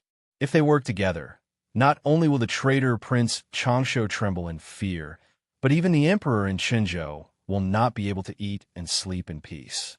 Moreover, each hero has his own pride, and no one can be completely convinced by another. Huang Song had brought Cheng Jing over to find Lu Shi with two ideas. One was to cooperate with Lu Shi and elect a reputable leader who could control the situation. The other was to make Lu Shi the leader and lead the troops to fight it out with Prince Changsho. If it was the former, Lu Shi wouldn't mind joining in the fun. If it was the latter, he could only lament that the younger generation were all black-hearted. Even an old man had to be black-hearted. Wouldn't the conscience of the younger generation hurt? You're right, Governor, but if we shelve this matter, the alliance will fall apart sooner or later. As Huang Song's spokesperson, Cheng Jing's words represented Huang Song's opinion. If it was inconvenient for Huang Song to say something, Cheng Jing could help him say it. My lord intends to propose the election of the alliance leader at the alliance meeting in 2 days. However, my lord is afraid that his own people will speak lightly, and hopes that Governor Lu can say a few words on his behalf. Lu Shi frowned. He wasn't here to instigate him to fight for the leader. He wouldn't mind if it was just a few words from his side. Anyway, He wouldn't lose anything. He could just treat it as a good deed. But he was a little worried. He didn't know who Huang Song's target for the leader was. If it was Lu Shi himself, he would be in a difficult position as the responder. He would be suspected of being self-directed and boastful. To prevent himself from failing miserably, Lu Shi had to be cautious. He pretended to ask casually, "Does Bogeo have a candidate in mind?" The question was directed at Huang Song, so Cheng Jing couldn't answer for him. Fortunately, Huang Song was already prepared. He sat upright at a moderate pace. He said, "Song does have a candidate here. This person is the county chief of Zhe County, Su Bei. What do you think of him, Governor?" Dongqing's territory was divided into 6 states and 21 counties. Each state was divided into 3 counties, and the remaining 3 counties were calculated independently. These 3 commanderies were Hu Commandery, Zhe Commandery, and Hu Commandery. Needless to say, Hu County belonged to the royal family of Dongqing on the surface, but it was secretly in Lu Shi's hands. This was a tacit understanding among others. As for Zhe County, from the previous dynasty until now, this place was equivalent to the headquarters of the Su family, similar to the relationship between the Meng family and Songzhou. The question was, who was this Su Bei of the Su family? At the mention of this young fellow, others might be a little dumbfounded. However, at the mention of Su Bei's ancestor, there was no one in the 5 countries who did not know of him. She was one of the meritorious deeds of the founding of the great Xia dynasty. She was as famous as the ancestor of the Meng family, Meng Jing. After his death, he was conferred the title of Marquis of Immerse and was known as Duke Su. Because the Su family was small in number and kept a low profile from the previous dynasty until now, there were very few officials, so society paid very little attention to them. However, they valued quality over quantity. They walked the path of elite soldiers. The Su family had few officials, but each one of them could not be ignored. Nominally, the Su family was not one of the 4 noble families of Dongqing, but in terms of overall strength, they were slightly stronger than them. Su Bei was the eldest legitimate grandson of the Marquis of Guanyi, Duke Su. He was of noble birth and had great strength. Recommending this person to be the alliance leader for the rescue of the emperor was the most suitable choice. However, Lu Shi furrowed his brows in deep thought and hesitated. Recommending Su Bei? Huang Song was stunned and asked him, "Governor, do you think this person is not suitable?" Lu Shi waved his hand and laughed. No. I'm not saying that Su Bei is not good. In fact, this child is not bad. He comes from a good family, has strong military strength, and has sufficient prestige. His talent has spread far and wide at a young age. However, Governor Huang seems to have forgotten that other than Su Bei, the Su family has another direct descendant. If we recommend Su Bei and not Su Fei, I'm afraid that these 2 brothers will not be satisfied and cause internal strife. When that happens, it will not be good. The current head of the Su family was Su Bei's grandfather. This old man was old, but his spirit was hale and hearty. He was already 70 years old, but he still had sharp eyes and ears. One look, and you could tell that he would live to 100 years old. He had managed to outlive 2 legitimate sons. These 2 legitimate sons each had 1 son. They were the eldest legitimate grandson, Su Bei, and the second legitimate grandson, Sun Yo. In terms of the eldest legitimate son, Su Bei was more legitimate. However, the problem was that the old man from the Su family favored his youngest grandson, Su Fei. He had repeatedly expressed in public that he favored his youngest grandson, saying that his youngest grandson, Su Fei, had the elegance of his younger days, TSK. Look at this mess.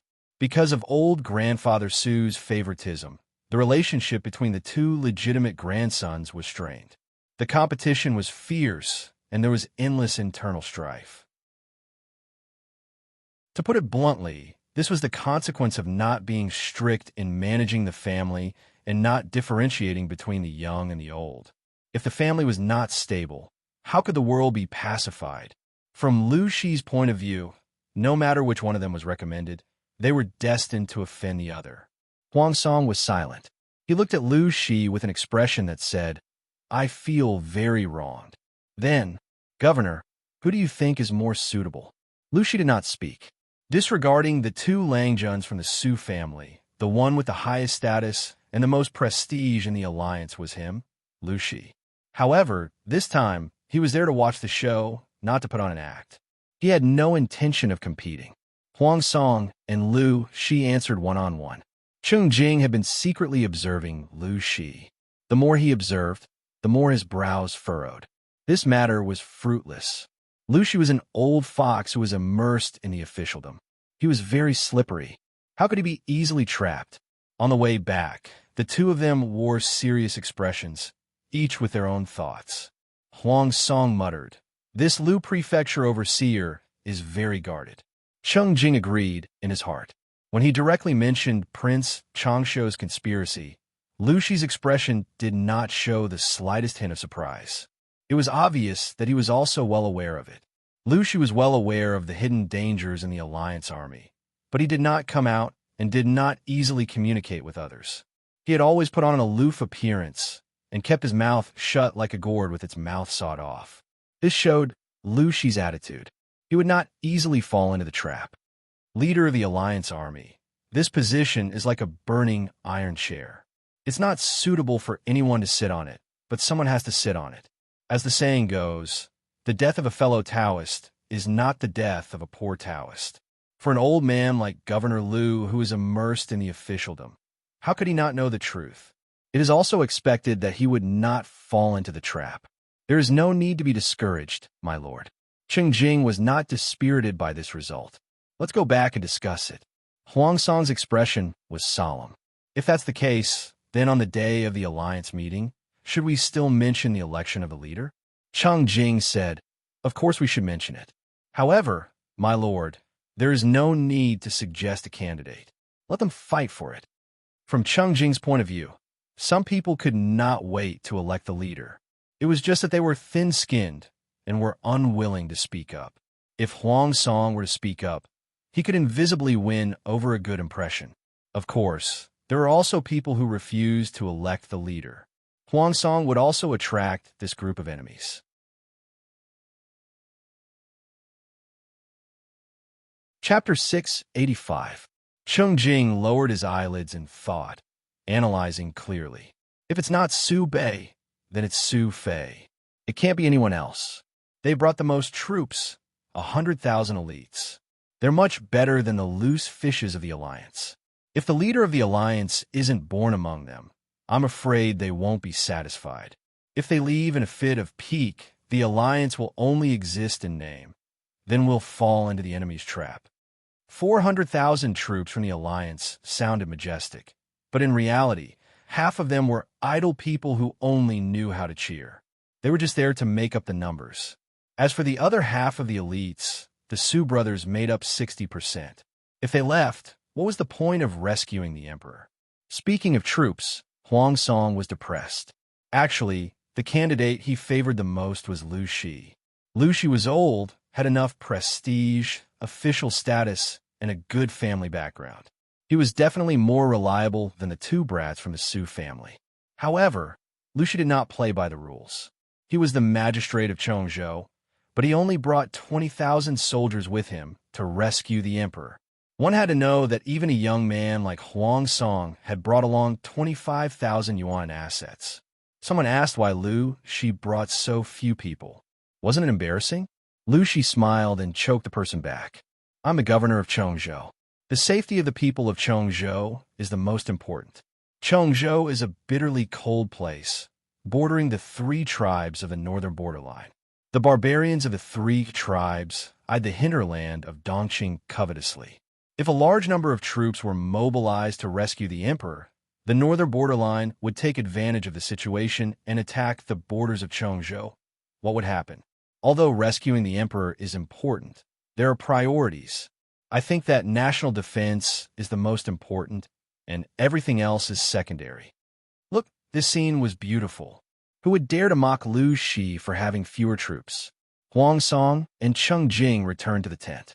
Feng Zhu was buried in his work. Hearing the commotion, he looked up and saw the two enter one after another. Lord and Yumo are back. What's the news? The two shook their heads. Huang Song said, Lu Shi is too cunning. No wonder he used to be the chief of Hu County. He's not easy to deal with. Feng Ju listened to the two's description and frowned in thought. I'm afraid you've forgotten someone. Confronting Lu Shi head-on was asking for trouble. To drag this old fox into the water, there was no need to confront him directly. Who did you forget? Cheng Jing asked. Lu Shi. Feng Ju sneered and spat out the name. Huang Song shook his head like a rattle. This won't do. If I drag Lu Shi down with me, this father and son pair will not forgive me. Feng Ju explained. That's not what I meant. Cheng Jing frowned. He seemed to understand Feng Ju's plan. You mean, if the alliance, or the two Langjuns of the Su family can't compete, they can turn around and support Lu Shi? Feng Ju nodded and said, Yes, that's exactly what I meant. If Su Bei and Su Fei are unable to compete, it will definitely affect the unity of the alliance army. When the time comes, the morale of the people will falter and Prince Changsho will have his way. Since that was the case, they might as well let Lu Shi become the alliance leader while they were fighting over it. Although Lu Shi was a district magistrate, he was ambitious. All of Wanzhou was probably in his hands. With just Wanzhou, in addition to Chongzhou and Hu County in Lu Shi's hands, what power in Dongqing could go against them? Even if the two Langjuns of the Su family are unwilling, they have no choice but to bow their heads. Huang Song thought about it and agreed that it was a good idea. However, he was a little timid. He shrugged his shoulders and frowned bitterly. I'm afraid that Lu Shi will strangle me. The two of them were fair-weather friends. They hadn't seen each other for many years. After reuniting, they schemed against Lu Shi. He was really afraid that Lu Shi would press him to the ground and beat him up. Feng Ju and Cheng Jing looked at Huang Song silently. Their eyes were filled with an unfathomable light. They seemed to sympathize with him, but at the same time, they seemed to be embarrassed. My lord, do you dare to be even more timid? The three of them had planned it well. Everything was ready except for Lu Shi's arrival. They never expected that Lu Shi was indeed Lu Shi's biological son. As the father, he had brought 20,000 troops to protect the emperor. As the son, he was even more shameless. He had brought 10,000 troops to watch the show. Lu Shi and Jiang Pengji had the same idea. Anyway, their son, father, would bring more people. They wouldn't force themselves. Of the 10,000 troops that Jiang Pengji had brought, 6,000 were elites. The remaining 4,000 were new soldiers who had only trained for a few days. Their combat power was mediocre. Jiang Pengji finally brought 10,000 troops and finally arrived at the location of the alliance meeting. Huang Shui, the sickly Feng Zhen, was frozen like a quail. He clung to the carriage and refused to get out. Yang Si sneered at him. Look at how useless you are. Although he said that, Yang Si's actions were very honest. He didn't want to get out of the carriage and ride a horse. Seeing the two men so timid, Jiang Pengji raised her eyebrows and mocked them indiscriminately. Look at how useless you are. The weather was nice, but the two of them were still huddled in the carriage and refused to get out. They even had to eat in the carriage. Jiang Pengji couldn't stand it anymore. Yang Si said, I'm old. I'm not as vigorous as young people. Feng Zhen said, I'm already half a foot in the grave. Please take pity on me, my lord. Very well, the two strategists had successfully disgusted Jiang Pengji and driven her away.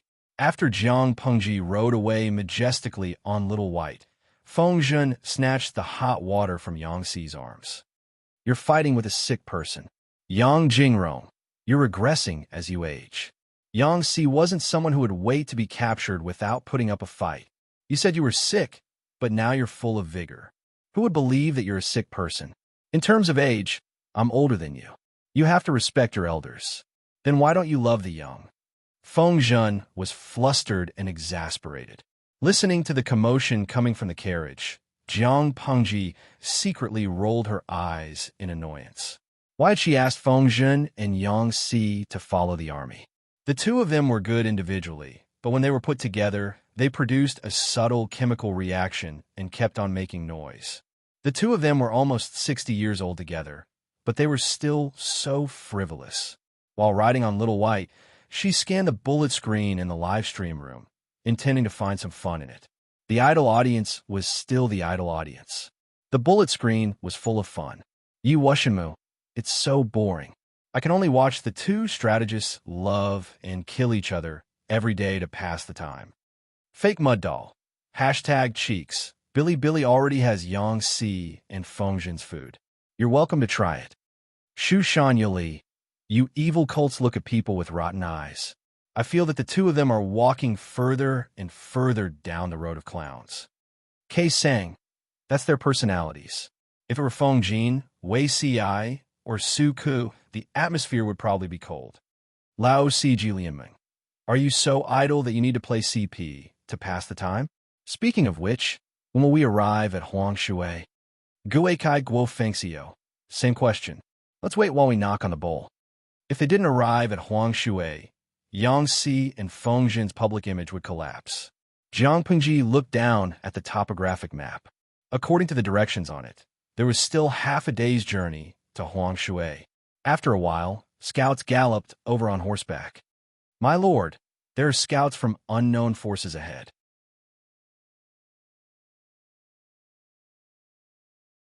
Chapter 686. This place was very close to the Huangshui River where the Alliance meeting was held, so it was normal to run into scouts. After a round of probing, it was indeed a scout from the Allied army. With a guide, Jiang Pengji could avoid many detours. My father has arrived? Both parties identified themselves, and the scouts of the Alliance came over to pay their respects to Jiang Pengji. The Alliance army scout cupped his fists and bowed. Governor Liu has arrived and is setting up camp on the east side of the Alliance army's camp. Does Liu Langjun want to go over? Jiang Pengji smiled. Of course I have to go. Please lead the way. As the scouts passed on the news of Jiang Pengji's arrival spread throughout the Allied camp. There was a question that many forces were most concerned about. How many soldiers did Liu Shi bring? The answer was more than 10,000. Everyone was speechless. Liu Shi had brought 20,000 soldiers and horses, and Liu Shi had brought 10,000. The father and son only had 30,000 in total, which was less than 1/10 of the Alliance's total military strength. After all, they were a major force in Dongqing. Why did they bring so few people with them? Didn't they look shabby? They couldn't understand, but two of them breathed a sigh of relief.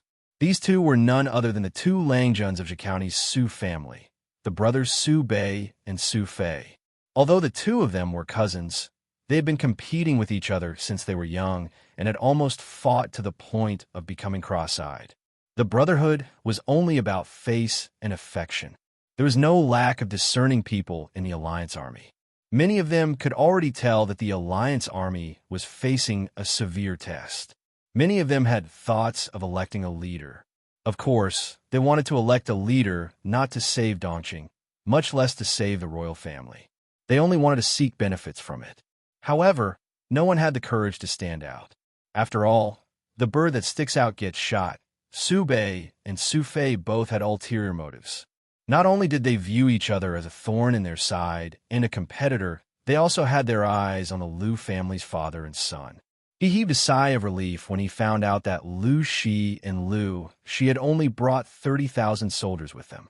With such a small number of troops, they definitely didn't have the qualifications to be the Alliance leader because they couldn't control the situation. After eliminating a formidable opponent, he only needed to guard against Su Fei, Su Bei. Jiang Pengji had yet to arrive at the camp of the Alliance army. Naturally, she did not know what strange thoughts others had in their heads. She happily ran to Liu Shi's campsite. Before she arrived, she was splashed with cold water. What? Father only brought 20,000 soldiers and horses? Jiang Pengji was astonished. Yangtze and Fengjin, who were wrapped up like penguins, were also astonished. 20,000 soldiers? What was the use of 20,000 soldiers? Were they going to be food for the enemy? On second thought, his lord was even more unsightly. She had only brought 10,000 soldiers with her. It seemed like this pair of father and son had come here just to be bystanders. When Liu Shi heard the news, he was also shocked. In the end, the father and son looked at each other, speechless. Jiang Pengji had brought very few people with her because the situation in Wanzhou was unstable. She was unable to transfer more people. Lu Shi had brought few men with him because Chongzhou was connected to the north borderline. The three tribes of the north borderline had a hard time this winter, and it would be even harder at the start of spring.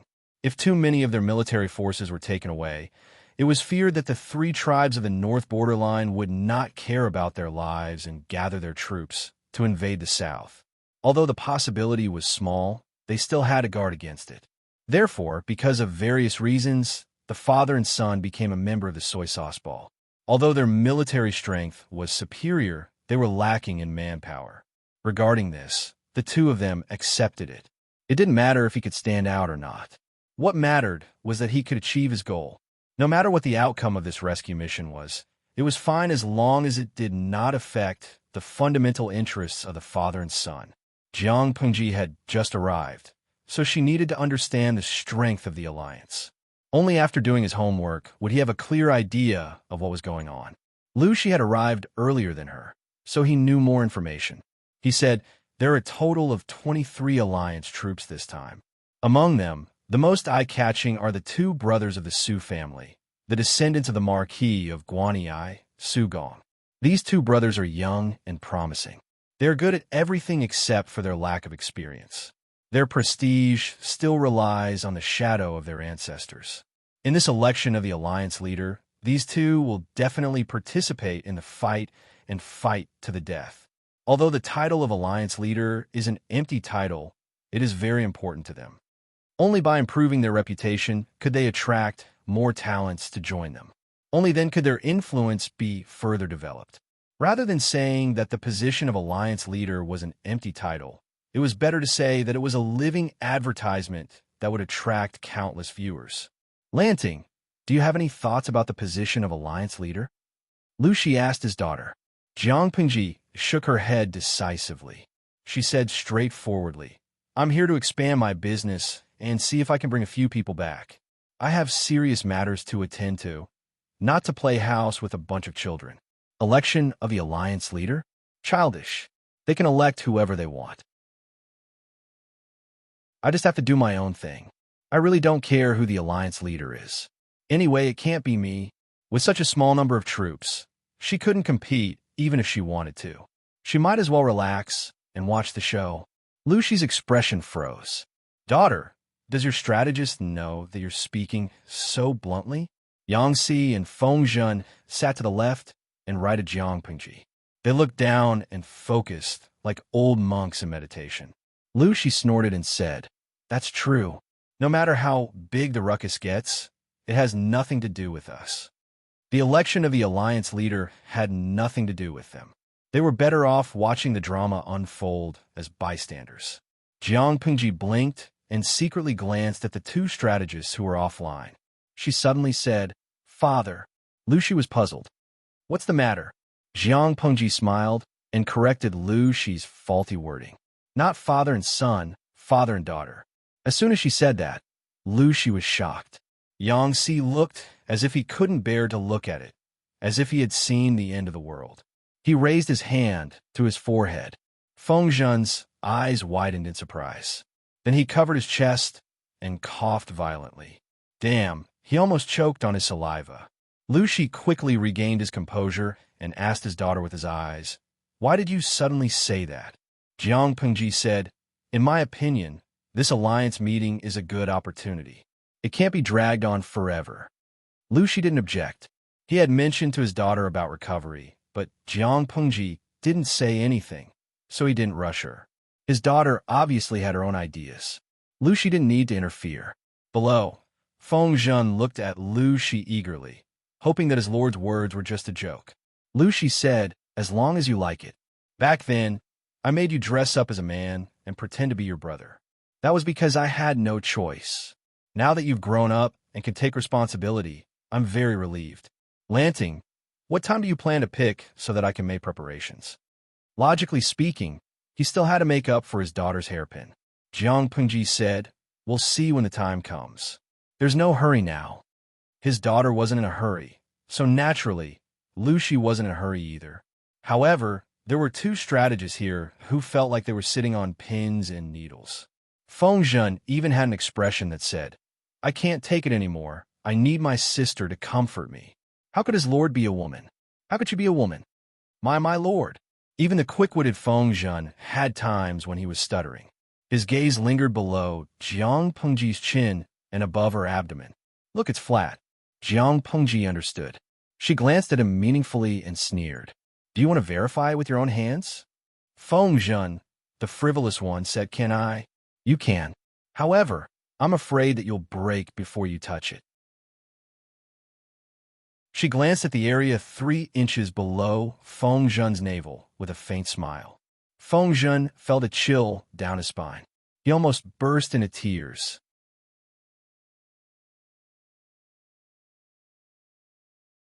Chapter 687.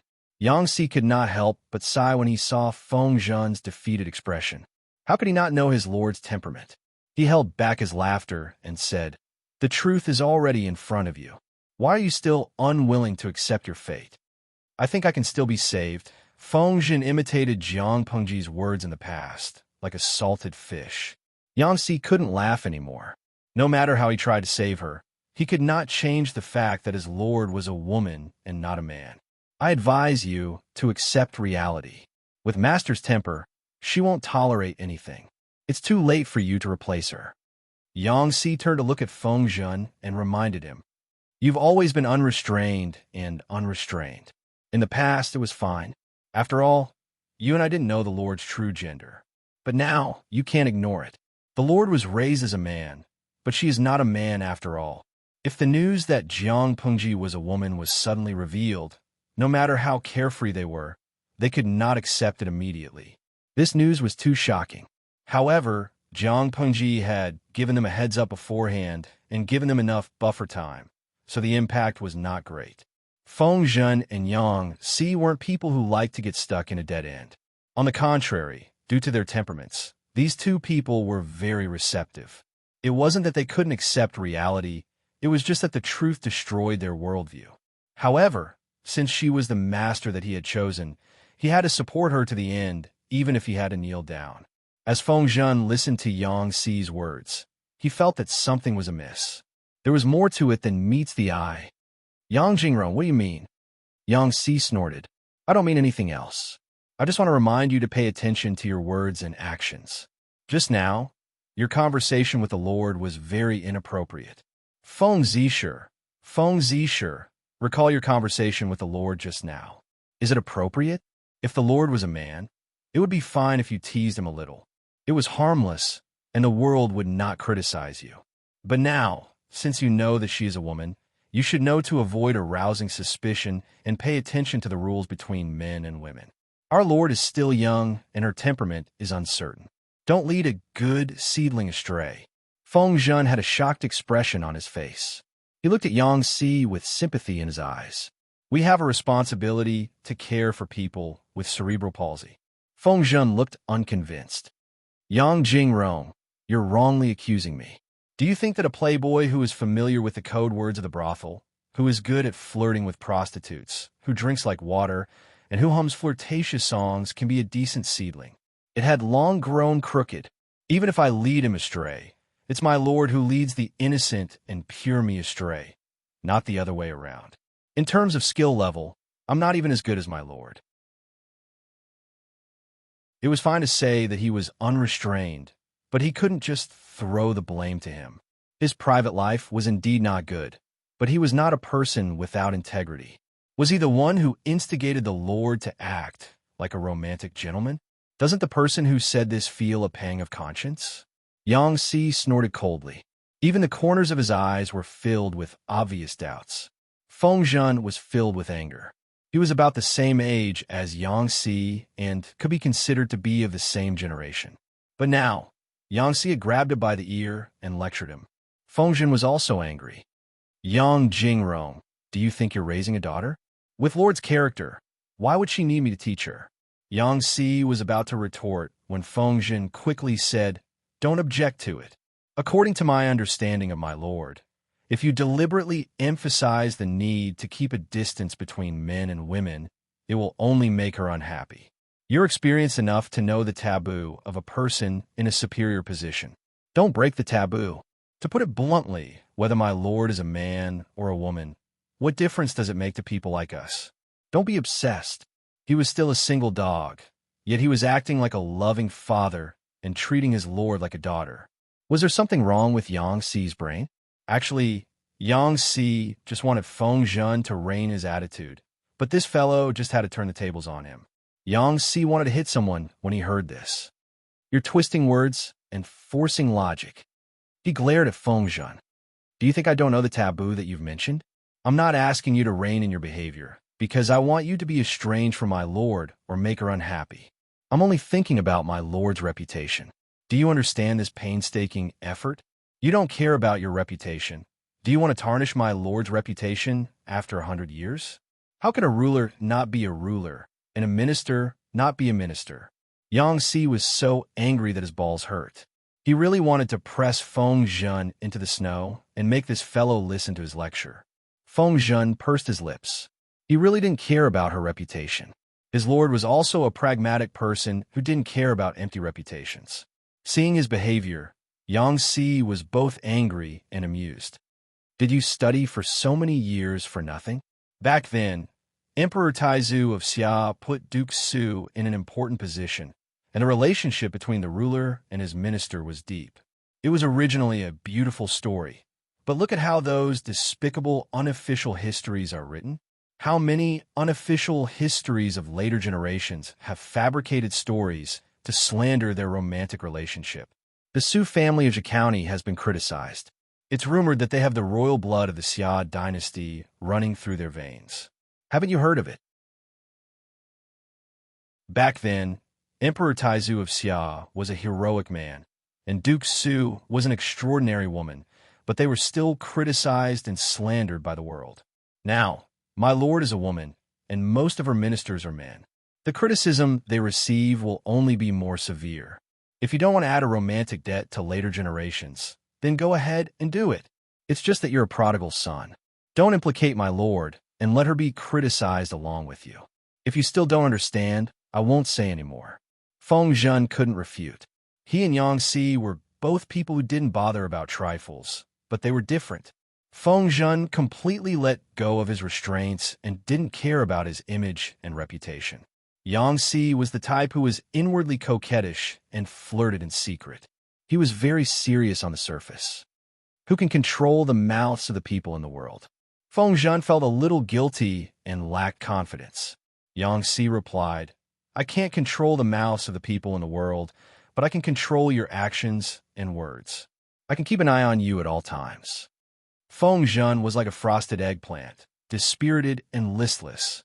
He didn't know that he would be so unlucky to be partnered with Yang Xi. If he had known earlier, he would have rather partnered with Feng Jin or Wei Siyai. At least they were gentle and easy to deal with. Do you think that the others will be very surprised if they know about this? Yang Xi said, I don't know if they will be surprised or not, but they will definitely be shocked. His majestic and heroic lord had turned into a delicate woman in a single night. Who could withstand such a huge shock? She threw the task of setting up camp to the two strategists. Jiang Pengji was a hands-off shopkeeper and had nothing to do. She sat opposite Lu Shi and brewed tea and wine. They asked and answered questions to understand the power of the alliance. As the two of them answered more and more, the audience in the streaming room had a general understanding of the power of the alliance meeting.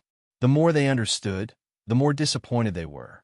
Huang Xiaodian, a man of few words, what a pity. I thought the streamer would be in the limelight this time and become the leader of the alliance. This bullet screen represented the thoughts of the majority of the audience. They had already moved their small stools and sat down to watch the streamer carry the entire scene. What happened in the end? The streamer told them that she was going to take a break midway. She sat in the substitute seat and watched a group of young fresh meats fight fiercely.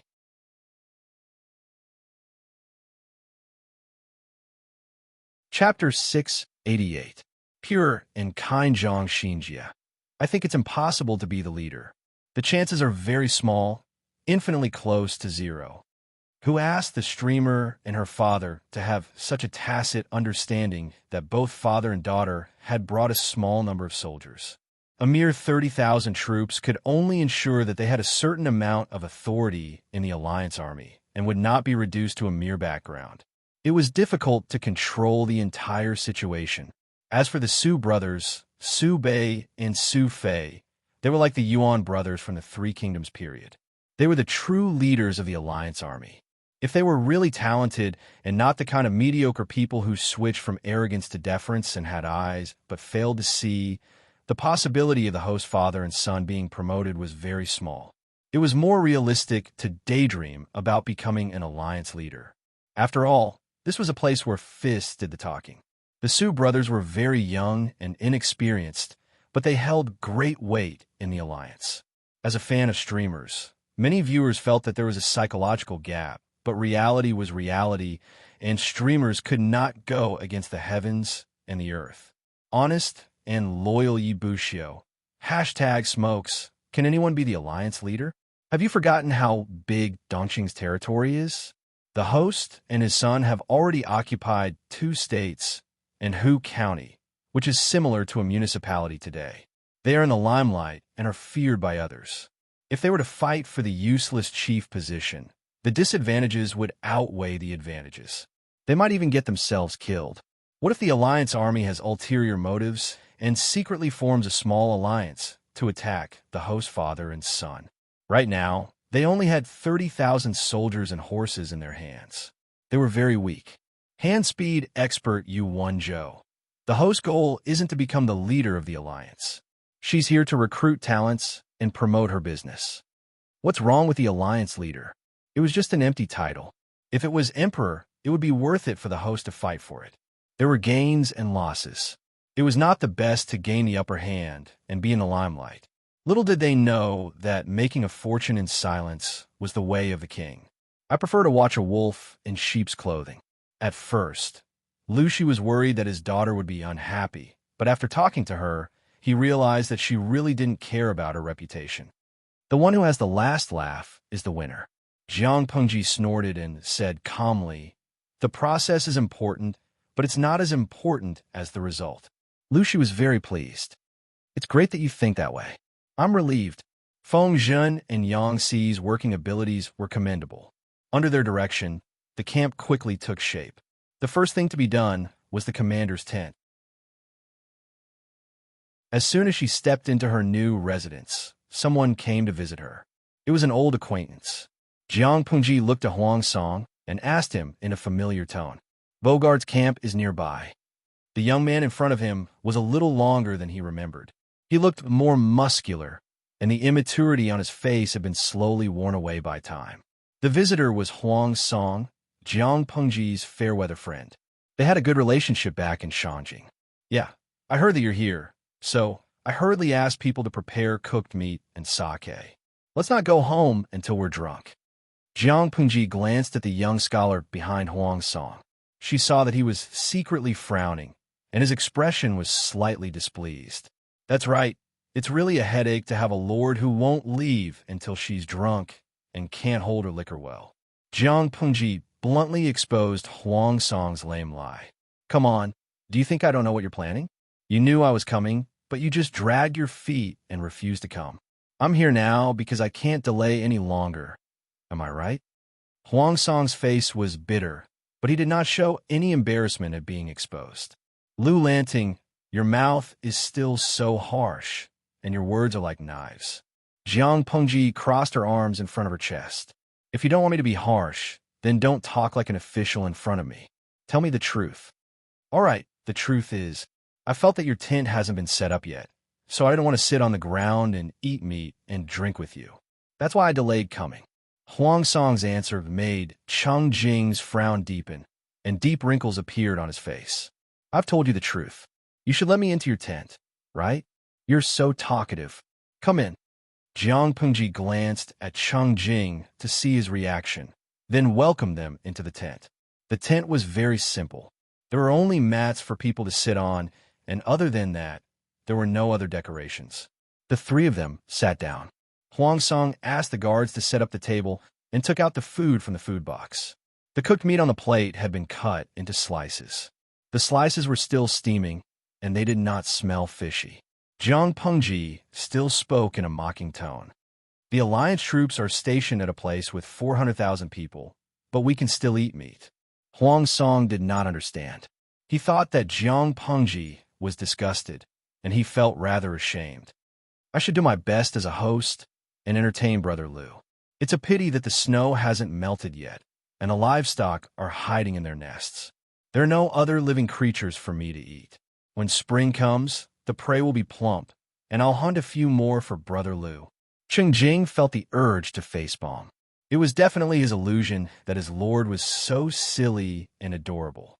Jiang Pengji could not help but laugh. She knew that Huang Song was trying to be clever, but she did not expose him. That's not what I meant. Bogeo, don't misunderstand. The alliance troops have 400,000 troops. How much food can they eat every day? I thought that if the army stationed here, they would at least be at the level where all the birds would disappear, even if they didn't eat the ground and the roots. Thanks to you, I can still eat meat. Huang Song was speechless. Brother Liu's words are reasonable, but the meat you're eating now was secretly reared by me. I'm preparing it for a sumptuous meal when I'm hungry. If it weren't for you, I wouldn't have wanted to eat it so early. Look at how good I am to you. I even gave you my secret stash. Jiang Pengji and Huang Song were fair-weather friends. They were not close friends, but they were not strangers either. They had no scruples when they talked at the table. As for Cheng Jing, he ate silently, drank silently, and watched the two old drivers drift and race in silence. It felt like the door to a new world had been opened. After eating and drinking to his heart's content, Huang Song picked his teeth as if there was no one else around and asked Jiang Pengji, Brother Liu, I heard that you only brought 10,000 troops with you? Isn't that not enough? Jiang Pengji said indifferently, Is 10,000 troops too little? If it's not enough, doesn't my father have 20,000? Huang Song hurriedly waved his hands. There was a hint of probing in his words. I didn't mean that. I'm just thinking about Brother Liu's temperament. He's always liked to join in the fun and be in the limelight.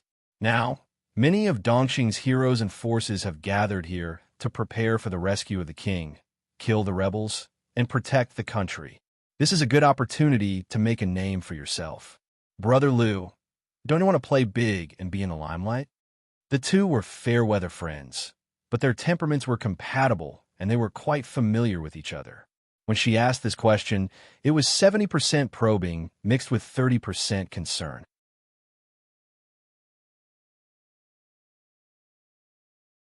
Chapter 689. Huang Song nodded as he listened. He obviously believed Jiang Pengji's words. No matter how much he criticized her in his heart, at least he believed her on the surface. Cheng Jing, who was beside him, was not so easily fooled. In his opinion, even if Jiang Pengji was not lying, she was not lying. She had conquered Qingda County in half a month. Such swift actions were enough for Cheng Jing to view her as a great enemy. After saying this, Jiang Pengji asked him a question. Bogeo, are you interested in the position of alliance leader? Brother Liu, don't laugh at me. How am I worthy of being the alliance leader? Huang Song laughed bitterly, his tone self-deprecating. Jiang Pengji said, Why do you belittle yourself? You are the chief of a county and have tens of thousands of troops under your command. Why not? Why not? Of course not. If he could be the alliance leader with such little qualifications, who knew how many people would fight for him? Although Huang Song was ambitious, he could see reality and his own strength clearly. He did not have that kind of arrogance that was higher than the sky. He knew it was impossible for him to become the alliance leader, but he could find a way to maximize the benefits. I am ashamed.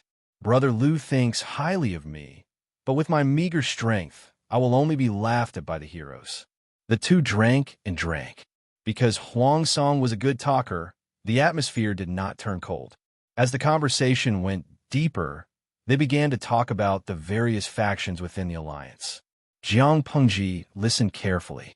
She had heard a lot from Lu Shi and wanted to dig out more information from Huang Song. Huang Song said, Other than the Su brothers, I think there are two other families worth paying attention to. Which two?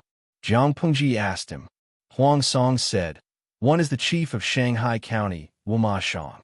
The other is the military chief of Zhangzhou Dongmen County, Yang Jian. In my opinion, these two are one of the few pure-hearted forces in the alliance that are willing to protect the emperor. The military chief of Shanghai County, Wu Ma Shang, is second only to the Su brothers. The military chief of Dongmen County, Yang Jian, has no more than 15,000 troops, but for what I know, this is all he has. This shows his sincerity. When Jiang Pingji heard these two names, she seemed to be deep in thought. Wu Ma Shang, just from the name, I know he is a relative of the royal family. Let's not talk about him. Then who is this Yang Jian? More importantly, Yang Jian was from Zhangzhou's Eastgate County. Zhangzhou was Prince Changshuo's fief. Huang Song smiled as he explained. The county chief of Hu County, Wu Ma Shang, is indeed from a branch of the royal family. He could be considered a relative. In terms of seniority, he is the uncle of the emperor and Prince Changshuo. As for Dongmen Commandant Yang Jian, he doesn't have any special background, but I like his temperament. This person's temperament was open-minded, and he was heroic and righteous. Although he looked crude and careless, he was actually very meticulous. Zhangzhou was Prince Changshuo's fief. It looked rich on the surface, but in reality, it was a chaotic place. Prince Changshuo used other reasons to cover up the incidents of water bandits robbing and killing the people, pretending to be peaceful. Only Yang Jian's personality was unyielding and unyielding. It was said that he dared to raise his sword at the age of 17 and led his troops, who were good at swimming, to deal with the water bandits. He fought valiantly and often disregarded life and death. Now that he has made a name for himself, he can be considered a hero. Jiang Pengji pinched her chin. From what you've said, Bogeo seems to like Yang Jian a lot. Huang Song said calmly. Of course I want to befriend such a heroic figure. It's just that, at this point, Huang Song's expression darkened. He felt slightly ashamed and didn't continue. Even if he didn't say it, the two people in the tent understood what he meant. There was no point in saying it. However, he didn't know that apart from Jiang Pengji and Chengjing, there were 150,000 onlookers. These people didn't understand. Blackberry can. I'm confused. What's next? Huang Tao can. Same question. What's next? Pomelo can. There's nothing more. This damned eunuch. He pretended to be mysterious halfway through his speech. Annoying, annoying, annoying. Jiang Pingji looked at the bullet screen full of eunuch, and there's nothing more. She held back her laughter in pain. Host V, the Alliance is meeting here. They are here to suppress Prince Changshuo, but this Yang Jian is from Zhangzhou. Zhangzhou is Prince Changshuo's fief, so their relationship is more sensitive. If I'm not wrong, Yang Jian should have been declared independent by the Alliance. Huang Song wants to befriend him, but the situation doesn't allow it. If he befriends Yang Jian, it's equivalent to making enemies for himself. Huang Song won't do such a thing. After her explanation, the comments on the screen changed again. Wei Wei and, Huang Song is too cowardly. Why worry so much? If he wants to befriend him, then befriend him. Why does he have to avoid arousing suspicion? Sus Wei Liunian, I think Huang Song is right. Yang Jian is isolated by the whole group. If he brazenly befriends him, he'll definitely be ostracized by the whole group. He'll even implicate Yang Jian. This doesn't fit Huang Song's character. There are many ways to express goodwill. Huang Song is a smart man. Offering help in times of need is much better than adding icing on the cake. If there's a war, Yang Jian might be thrown out by the Alliance as cannon fodder. When that happens, Huang Song can lend a helping hand. This is better than befriending him. Hacker Wen Xiang Pian, to the person above, please accept my respect. Hacker Dian Wen Xiang Pian, the type of streamer attracts the type of audience. I feel like the average IQ of the streaming room is getting higher and higher. Jiang Pengji was very composed. After so many years, she had long developed the habit of ignoring the bullet screen and not being affected by it. She comforted Huang Song. Bogeo, Don't be disappointed. It's fine if you secretly befriend Yang Jian. There's no need to announce it to the world. Wasn't there a saying that went, showing off your love will lead to a quick death? Huang Song didn't know whether to laugh or cry. Who would comfort someone like that? This person's choice of words was still so amusing. It made people laugh and cry. Words that were originally proper, but when they came out of this person's mouth, they always had a strange tint to them. Huang Song said that they wouldn't go home until they were drunk. Jiang Pengji didn't feel bad about it. Anyway, it wasn't her wine. It would be a waste not to drink it. In the end, the tent reeked of alcohol. Huang Song was already paralyzed on the ground like a puddle of mud. His face was burning red, and he was delirious. On the other hand, Jiang Pengji's wine jars were no less than Huang Song's. She still looked sober, but her eyes were shimmering with tears. Huang Song hugged the wine jars in a daze. He stammered, I can still drink. Bogeo's alcohol tolerance isn't good. Tell him to drink less in the future. Although the war hasn't started yet, this is still an important military camp. He should remain sober at all times. He shouldn't drink too much to prevent it from affecting his sanity. Jiang Pengji glanced at Cheng Jing, whose expression was normal and unchanging. She said in a lazy tone, Look at how drunk he is. I'll send someone to send him back. What do you think, teacher? Looking at Cheng Jing's stature, Jiang Pengji really doubted that he could successfully drag Huang Song back. Cheng Jing bowed with his hands in front of his chest. Thank you for your kindness, District Magistrate Liu. I thank you on behalf of my lord. Bogeo and I are good friends. You don't have to be so polite. When she finished speaking, she shouted for the soldiers to support Huang Song and send him back to his own tent. She got up and sent Huang Song and Cheng Jing out of the tent. She looked at the few figures in the distance and frowned.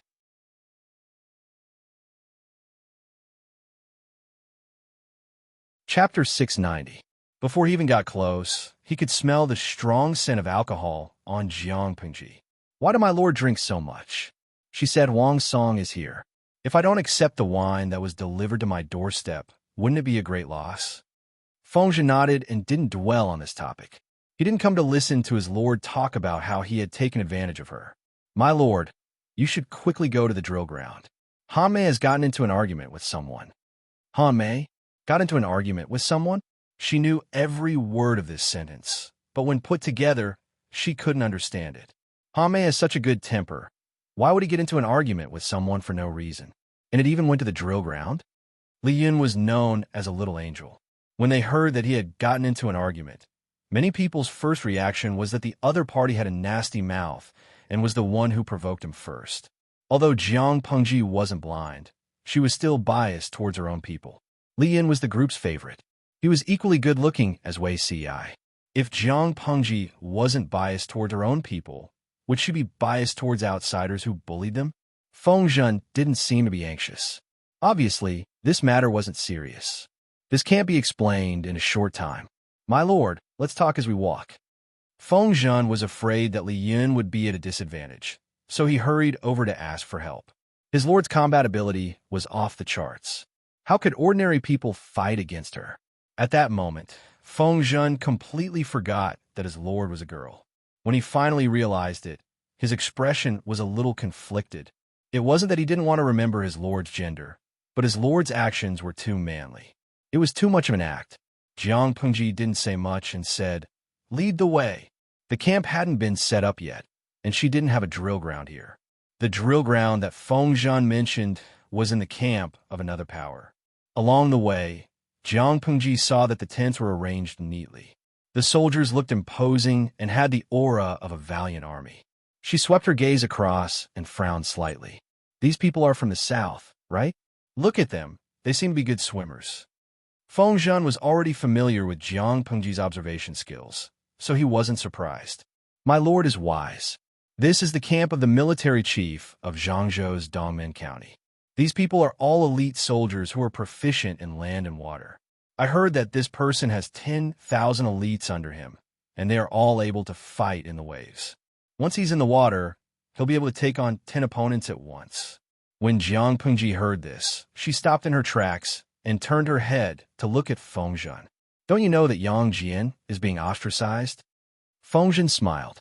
Becoming enemies is not becoming friends. Outsiders can't find fault with it. Jiang Pengji had some suspicions. Could it be that Feng Zhen had purposely asked Li Yin to scam him? Otherwise, how could it be such a coincidence that they had a conflict with Yang Jian's people? Feng Zhen understood Jiang Pengji's expression and said righteously, "My lord, there are very few people in this world who are as open and above-board as I am. Why would I deliberately set up a trap to frame others? Even if I had such intentions, I wouldn't have chosen Han Mei. That brat lacked a heart and wasn't suited for this kind of heart-wrenching work. This time, it was truly a coincidence. If my lord doesn't believe me, I have nothing to say." Who would believe it? Jiang Pengji whispered to him. "I can't believe everything you say, but I can't ignore it either. Tell me, what are you planning?" Feng Zhen shamelessly agreed, not feeling the slightest bit ashamed. "My lord is participating in the alliance meeting for business and for talents.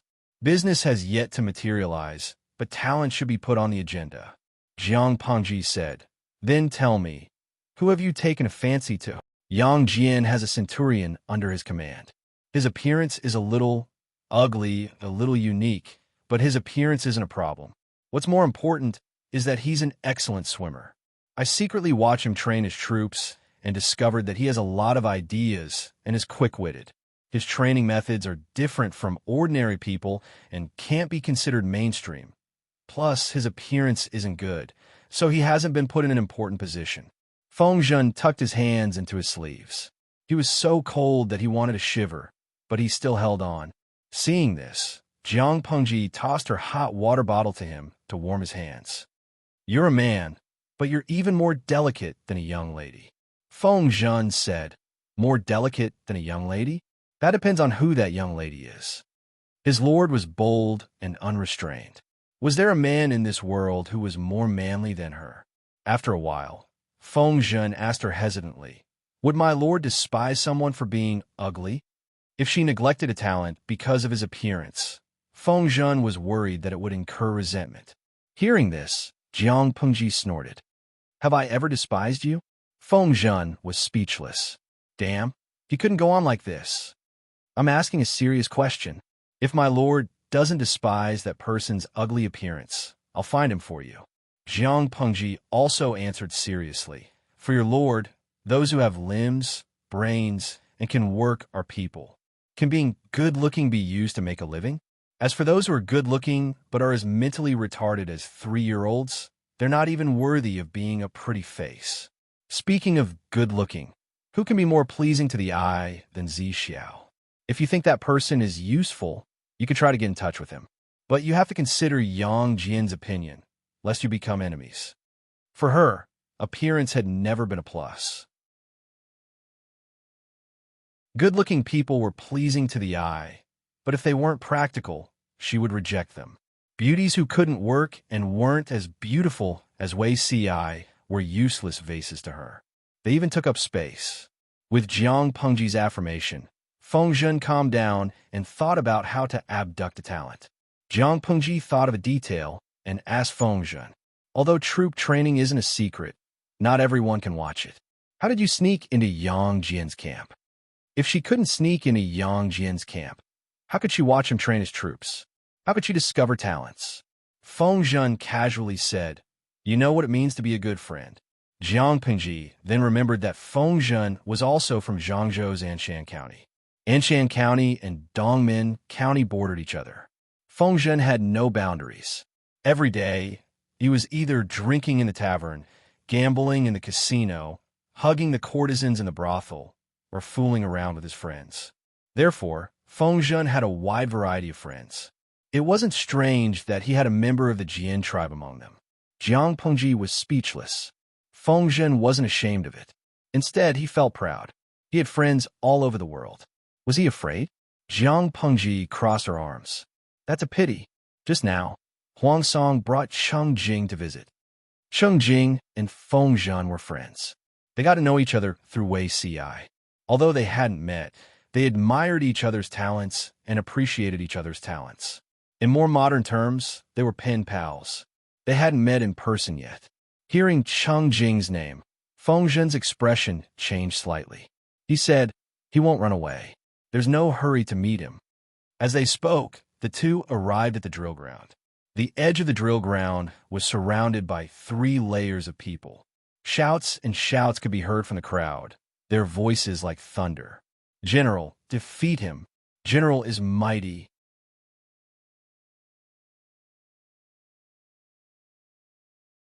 Chapter 691. Jiang Pengji was about to squeeze in, but Feng Zhen was already one step ahead of her. He laboriously used his small body to clear a path. "My lord is different from others. How can you allow your precious body to clash with a commoner?" Although Feng Zhen was talkative, he took Yang Xi's words to heart. "What precious body? It's just a body made up of flesh and bones. Your lord isn't made of glass. It won't break so easily." Jiang Pengji understood his good intentions, but it was really unnecessary. She was willing to reveal her identity and gender, not to get special treatment. "You and Jing Rong should also talk about it. There's no need to be so careful. It's uncomfortable. Just do as usual." Feng Zhen lowered his eyes and agreed, still using his body to shield her from the others. Only then did he have the extra energy to pay attention to the drill ground. There were 2 familiar faces on the drill ground. One was Li Yun, the other was Dian Yan. Jiang Pengji frowned. Why was Dian Yan here?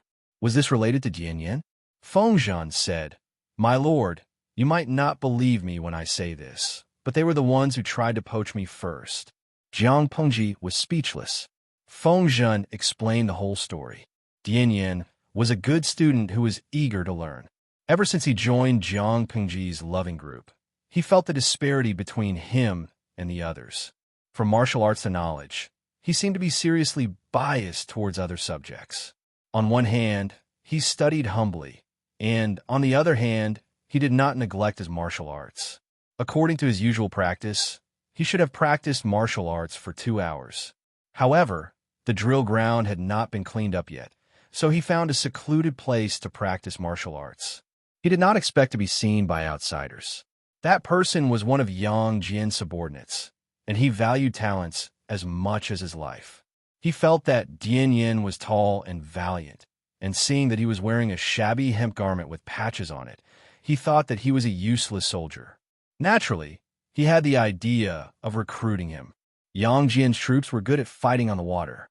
They weren't bad at fighting on land, but that was still their weakness. If Dian Yan joined, it would be like adding wings to a tiger. He had just expressed his intentions when Li Yun, the honest child, came. When that person saw Li Yun's face, it was as if he had suffered a great shock. Without saying anything further, he started to fight. Cat pancakes? Li Yun knew the severity of the situation.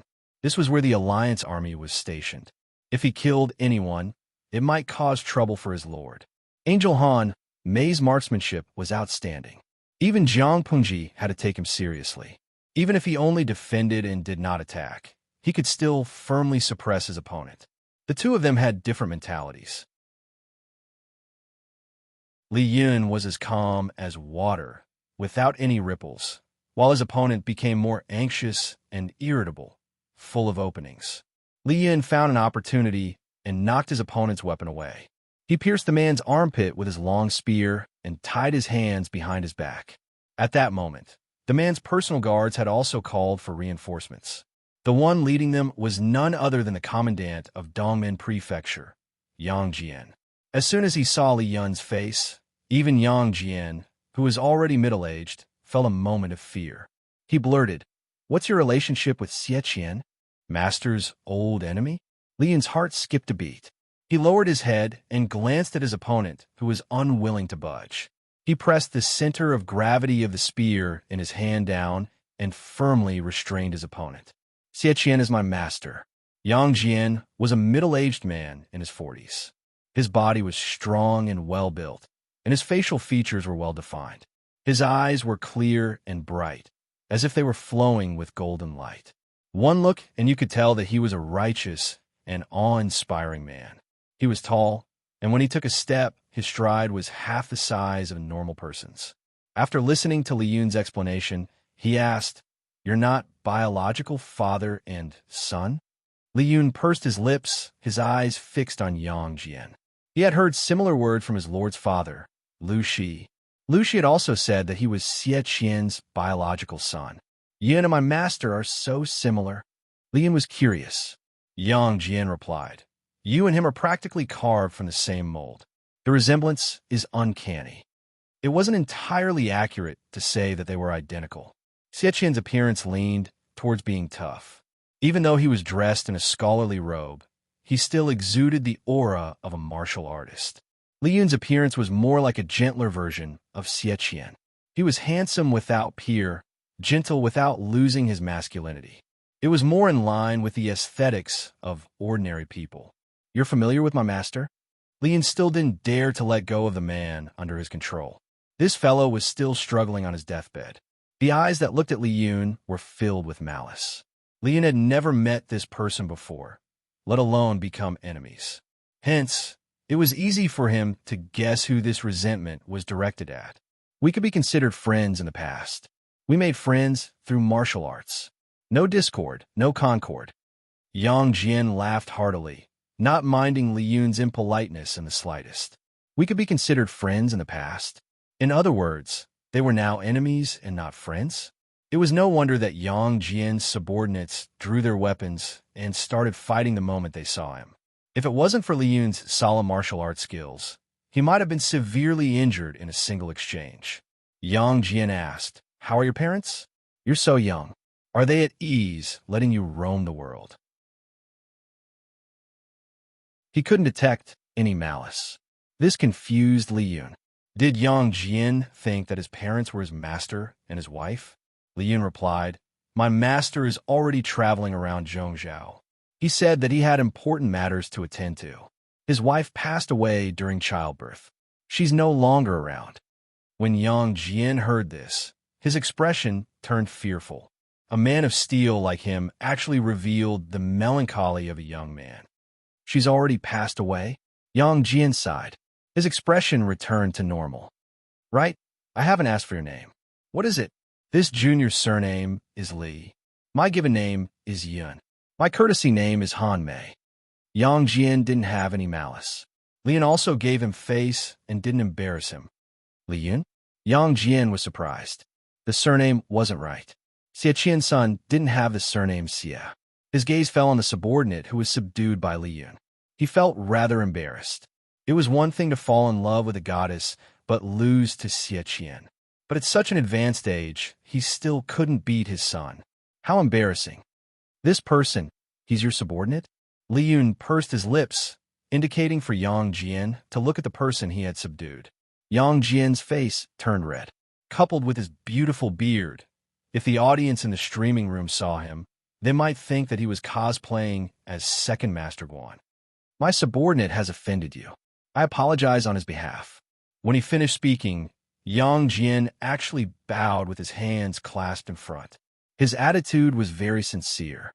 Li Yun couldn't care less about the silver spear in his hand. He hurriedly let go and went forward to help the person up. Now that the person was free, he immediately jumped up and wanted to sneak an attack from behind. However, he forgot that Yin was watching him from the side. Yin raised his leg and kicked the person's manhood. The person fell forward and fell flat on his face.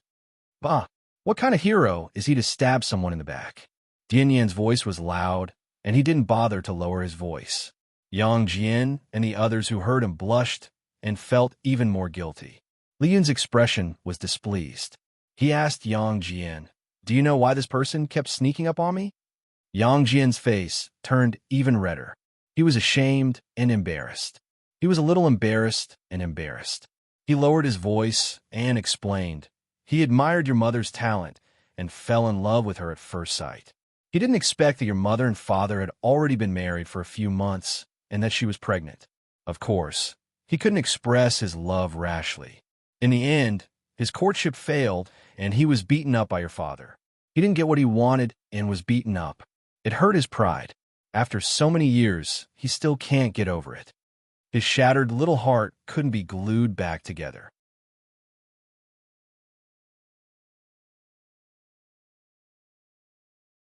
Chapter 692.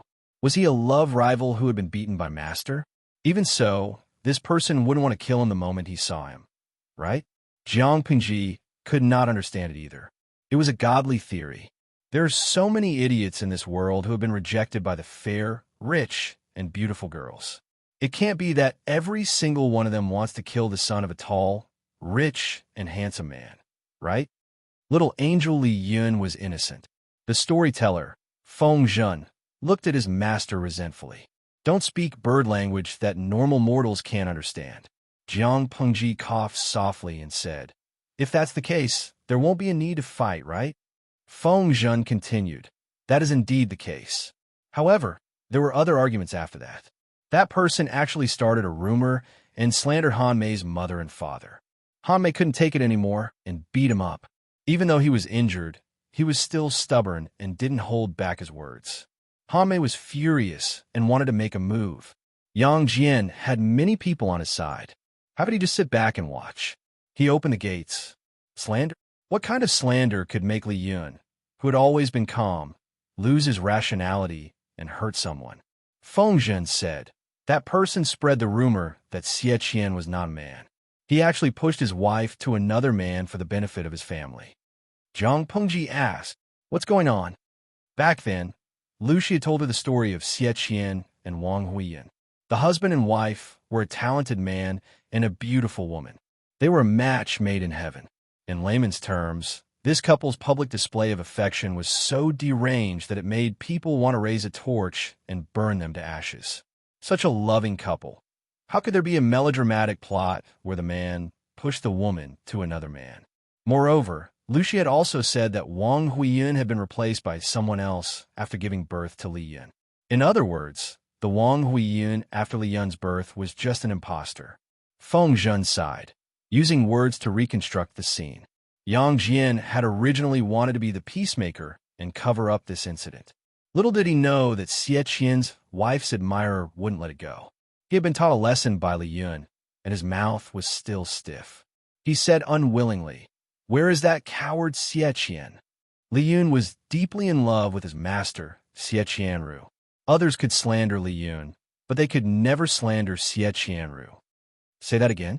Be careful, I'll cut off your tongue. My master is a dignified man with an indomitable spirit. How could he be a coward? The other party mocked. How are you not a coward? Yang Jian's eyebrows twitched. He hurriedly ordered the retainers behind him to retreat 20 paces. If Xie Qian wasn't a coward, why would he sell his wife for wealth? Li Yun's eyes widened in anger as he clenched the silver spear in his hand. Due to excessive force, his knuckles turned from white to blue. My master loved his wife deeply. Ever since she died in childbirth, he has never remarried. Not only that, they have to offer them fragrant fruits every day, and they have to abstain from eating for 3 days before and after the Memorial Day. The two of them are deeply in love with each other and can be regarded as role models. You despicable person, don't slander their innocence. Li Yun had an expression that said, if you keep spouting nonsense, I'll stab you to death with my spear. The other party didn't back down and continued to mock him. Deep love? Died from dystocia? What a joke. More than 10 years ago, I met her by chance. She was alive and well. She told me that it was Xie Qian who had sold his wife for glory and forced her to give herself to another man. How could he do such an animal thing? You call him a man? Tell me, where is Xie Qian? Ask him to come out and confront me. Li Yun was stunned. The other party spoke with such conviction that it didn't seem like he was lying. However, he still defended his master.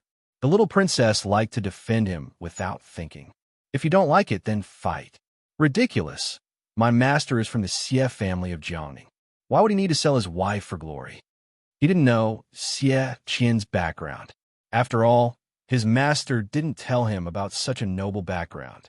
However, when they were in Xianyang district, Lu Shi had mentioned it before, and Li Yun had always remembered it. The other party couldn't help but choke on his words. He almost couldn't respond. After a while, he said, so what if he's from the Xie family of Jiangning? Wouldn't the Xie family of Jiangning be scum who would sell his wife for glory? Yang Jian couldn't help but facepalm. Of course, the CF family of Jiangning wouldn't be scum who would sell his wife for glory. In layman's terms, they were the second most powerful of the four noble families in Dongqing. Most of their clansmen were versed in both literature and martial arts. Xie Qian was the young leader of his generation. His status was high, and he even dared to look down on the emperor. Whether it was the emperor or Prince Changsho, who could make Xie Qian abandon his beloved wife and his dignity as a man to push his wife to another man. Moreover, when his subordinate met Wang Huiyun, news of Xie Qian's death had already been heard for 3 to 4 years. There was something fishy about this. Yang Jian had admonished this subordinate more than once, but this person just wouldn't turn back until he hit the wall. When his stubbornness flared up, he couldn't be stopped. You're simply being unreasonable. If you slander my master again, I'll make sure your blood splatters 3 feet high. Li Yin was so angry that his cheeks turned red. His eyes were bloodshot, and his anger level was about to explode. Oof, do you think I'm afraid of you? Even if Xie Qian came, I'd spit on him to death, let alone a young brat like you. Thus, this foul-mouthed person was taught a lesson by Li Yun. He pierced his left arm with a spear, creating a bloody hole. He wasn't crippled, but now that the alliance meeting was imminent, where would he find the time to let him recuperate? Li Yun's actions had indirectly caused the death of one of Yang Jian's generals. Yang Jian didn't say anything, but his subordinates weren't willing. Even if they weren't willing, Dian Yin wouldn't let Li Yun suffer. Thus, as the commotion continued, the commotion reached the drill ground. Honest and loyal Yi Buxiu. Hey, it's a one-on-one match between father and son. Whoever loses will call him father. Eloquent Zhou Zikai. Streamer, do you want to give it a try? You can have 8 or 10 sons for free. Jiang Pengji rarely challenged one person to a one-on-one match. Usually it was a group of people attacking her, while she challenged a group of people. Seeing the audience in the streaming room egging her to challenge someone, she couldn't help but laugh. Streamer V. A match between father and son? If I had such a weak son, I'd be the first to kill my son's father. It'd be a waste of my genes. As soon as she posted the bullet screen, countless people followed suit. Dongguan Chao Daopao. This is the highest level of disdain I've ever heard.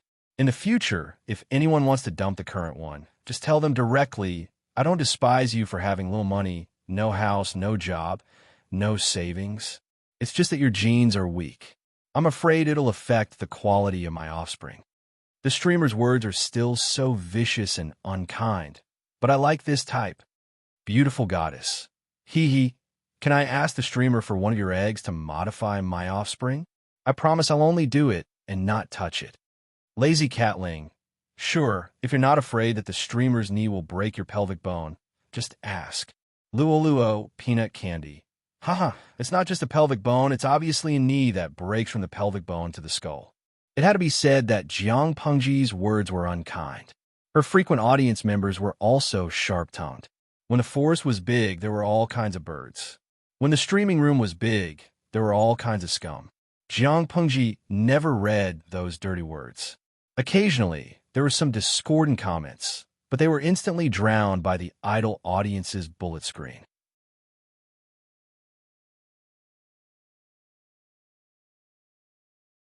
Chapter 693. Zuo Shachong, Jun Mo Xiao. Who's the one fighting with little Angel Han Mei? He's so ugly, it's a disgrace to the city. Qiui Yu Buxiu. How is it a disgrace to the city? It's obviously a handsome, mature uncle. Look at that muscular body, that beautiful complexion, even a movement of his Adam's apple is so sexy. Those who say he's an eyesore and a disgrace to the city, tell me your house address and I'll send you a razor blade. Those who dare to go topless in the middle of winter were all real men. Jiang Pengji similarly shifted her gaze to Li Yun's opponent.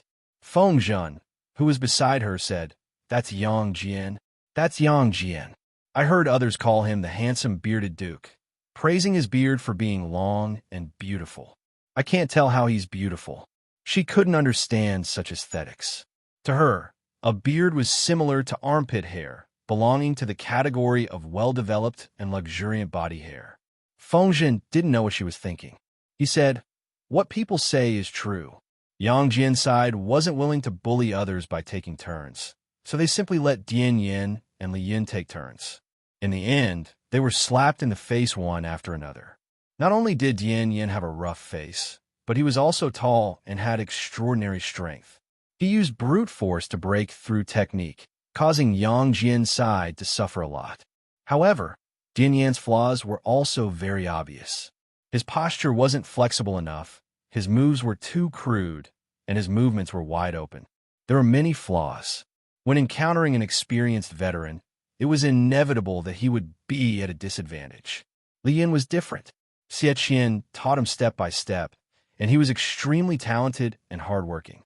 For more than 20 years, he trained hard day and night and finally mastered exquisite spear techniques.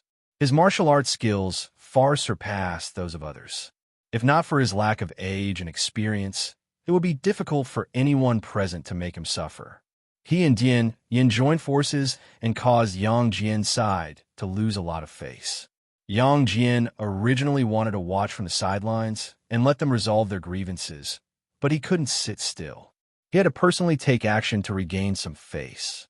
Otherwise, if word got out that Yang Jian's subordinates were all weaklings who had been defeated by two young men, he wouldn't be able to keep his face. The morale of his troops would be even lower. It was the middle of winter, but Yang Jian didn't feel the cold at all. He took off his shirt, revealing his strong and muscular upper body. His chest and back were full of intersecting old wounds, some of which were fatal.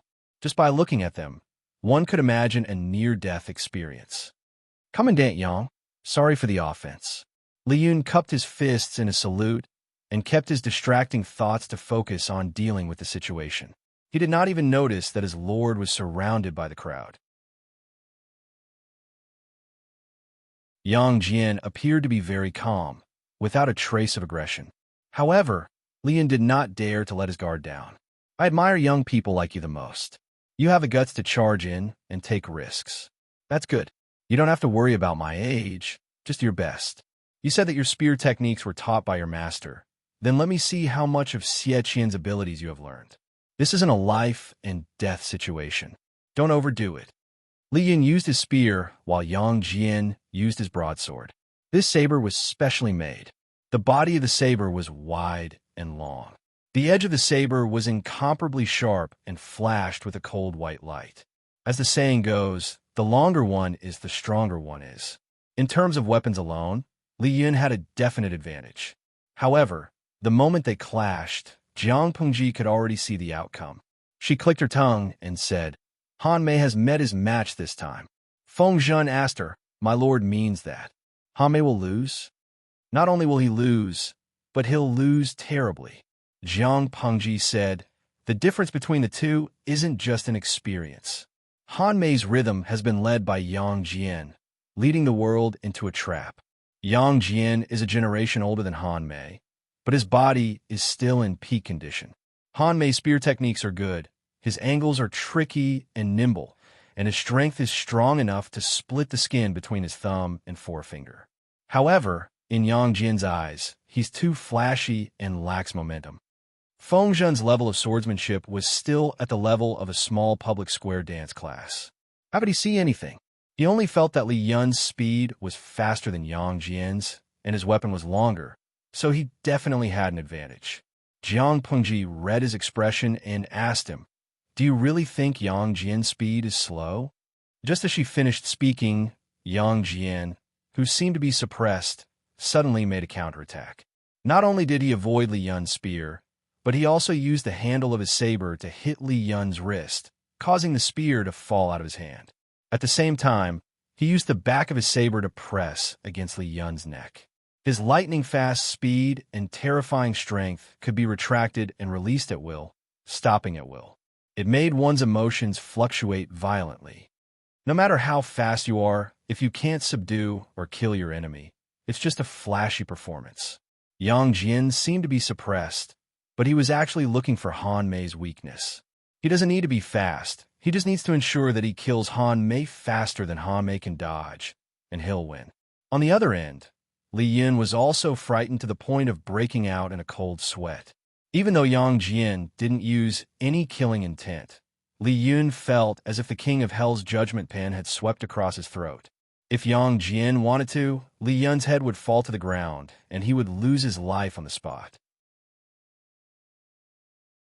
Thank you for your guidance, County Military Chief Yang. Yang Jian put away his saber and returned it to its sheath. He said gently, "It's not a bad thing to be young and full of vigor. Hard work is the right path. I can beat you because I'm bullying you. I've eaten more than you by more than 10 years. In short, your martial art skills are much better than my useless son's. He's still useless, but you're already a valiant general. I'm so envious that Xieqian's son is so promising. I really can't compare." The fight just now was more like a lesson than a one-on-one fight. Li Yun was the one being taught a lesson. Li Yun was ashamed. After calming down, he realized that he and Dian Yin had indeed gone overboard by humiliating the other party. Personal grudges should not be dragged into official matters and affect the relationship between the two powers. Han Mei. As he was thinking, a familiar voice called out from the crowd. His scalp went numb, and he looked over in disbelief. "Greetings, my lord." He and Dian Yin immediately bowed, their hearts filled with guilt. "Who called the lord here? Rise." As she finished speaking, she turned her gaze to the bearded duke, Yang Jian. "I am the district magistrate of Xianyang District. Greetings, County Military Chief Yang." Feng Zhen secretly moved closer to Li Yun and Dian Yin, smiling maliciously. "I was afraid that you'd be at a disadvantage, so I called the lord here." Li Yun and Dian Yin threw him a look that said, "You brat, you're trying to get me killed." If the lord knew that they had a private fight with Yang Jian's subordinates and almost ruined the relationship between them, she'd definitely settle the score later. Yang Jian looked at Jiang Pingji and said, "So you're Lu Zhongqing's son. You're indeed a young and talented man with good looks." As he finished speaking, he patted Jiang Pingji's shoulder 3 times with his large, fan-like palm. It was originally a test, but the strength of the first pat was restrained. Jiang Pingji's expression did not change. Yang Jian's heart skipped a beat. The strength of the second and third pat was suddenly increased. If it were an ordinary person, their arm would be dislocated, let alone stand steadily. However, Jiang Pingji's expression was the same as usual. Her small face smiled shyly. One look, and it was obvious that she was well-behaved. You're tuning into the Romance Rendezvous YouTube channel. We're so grateful for your support, and don't forget to subscribe to join us on this incredible journey through captivating stories.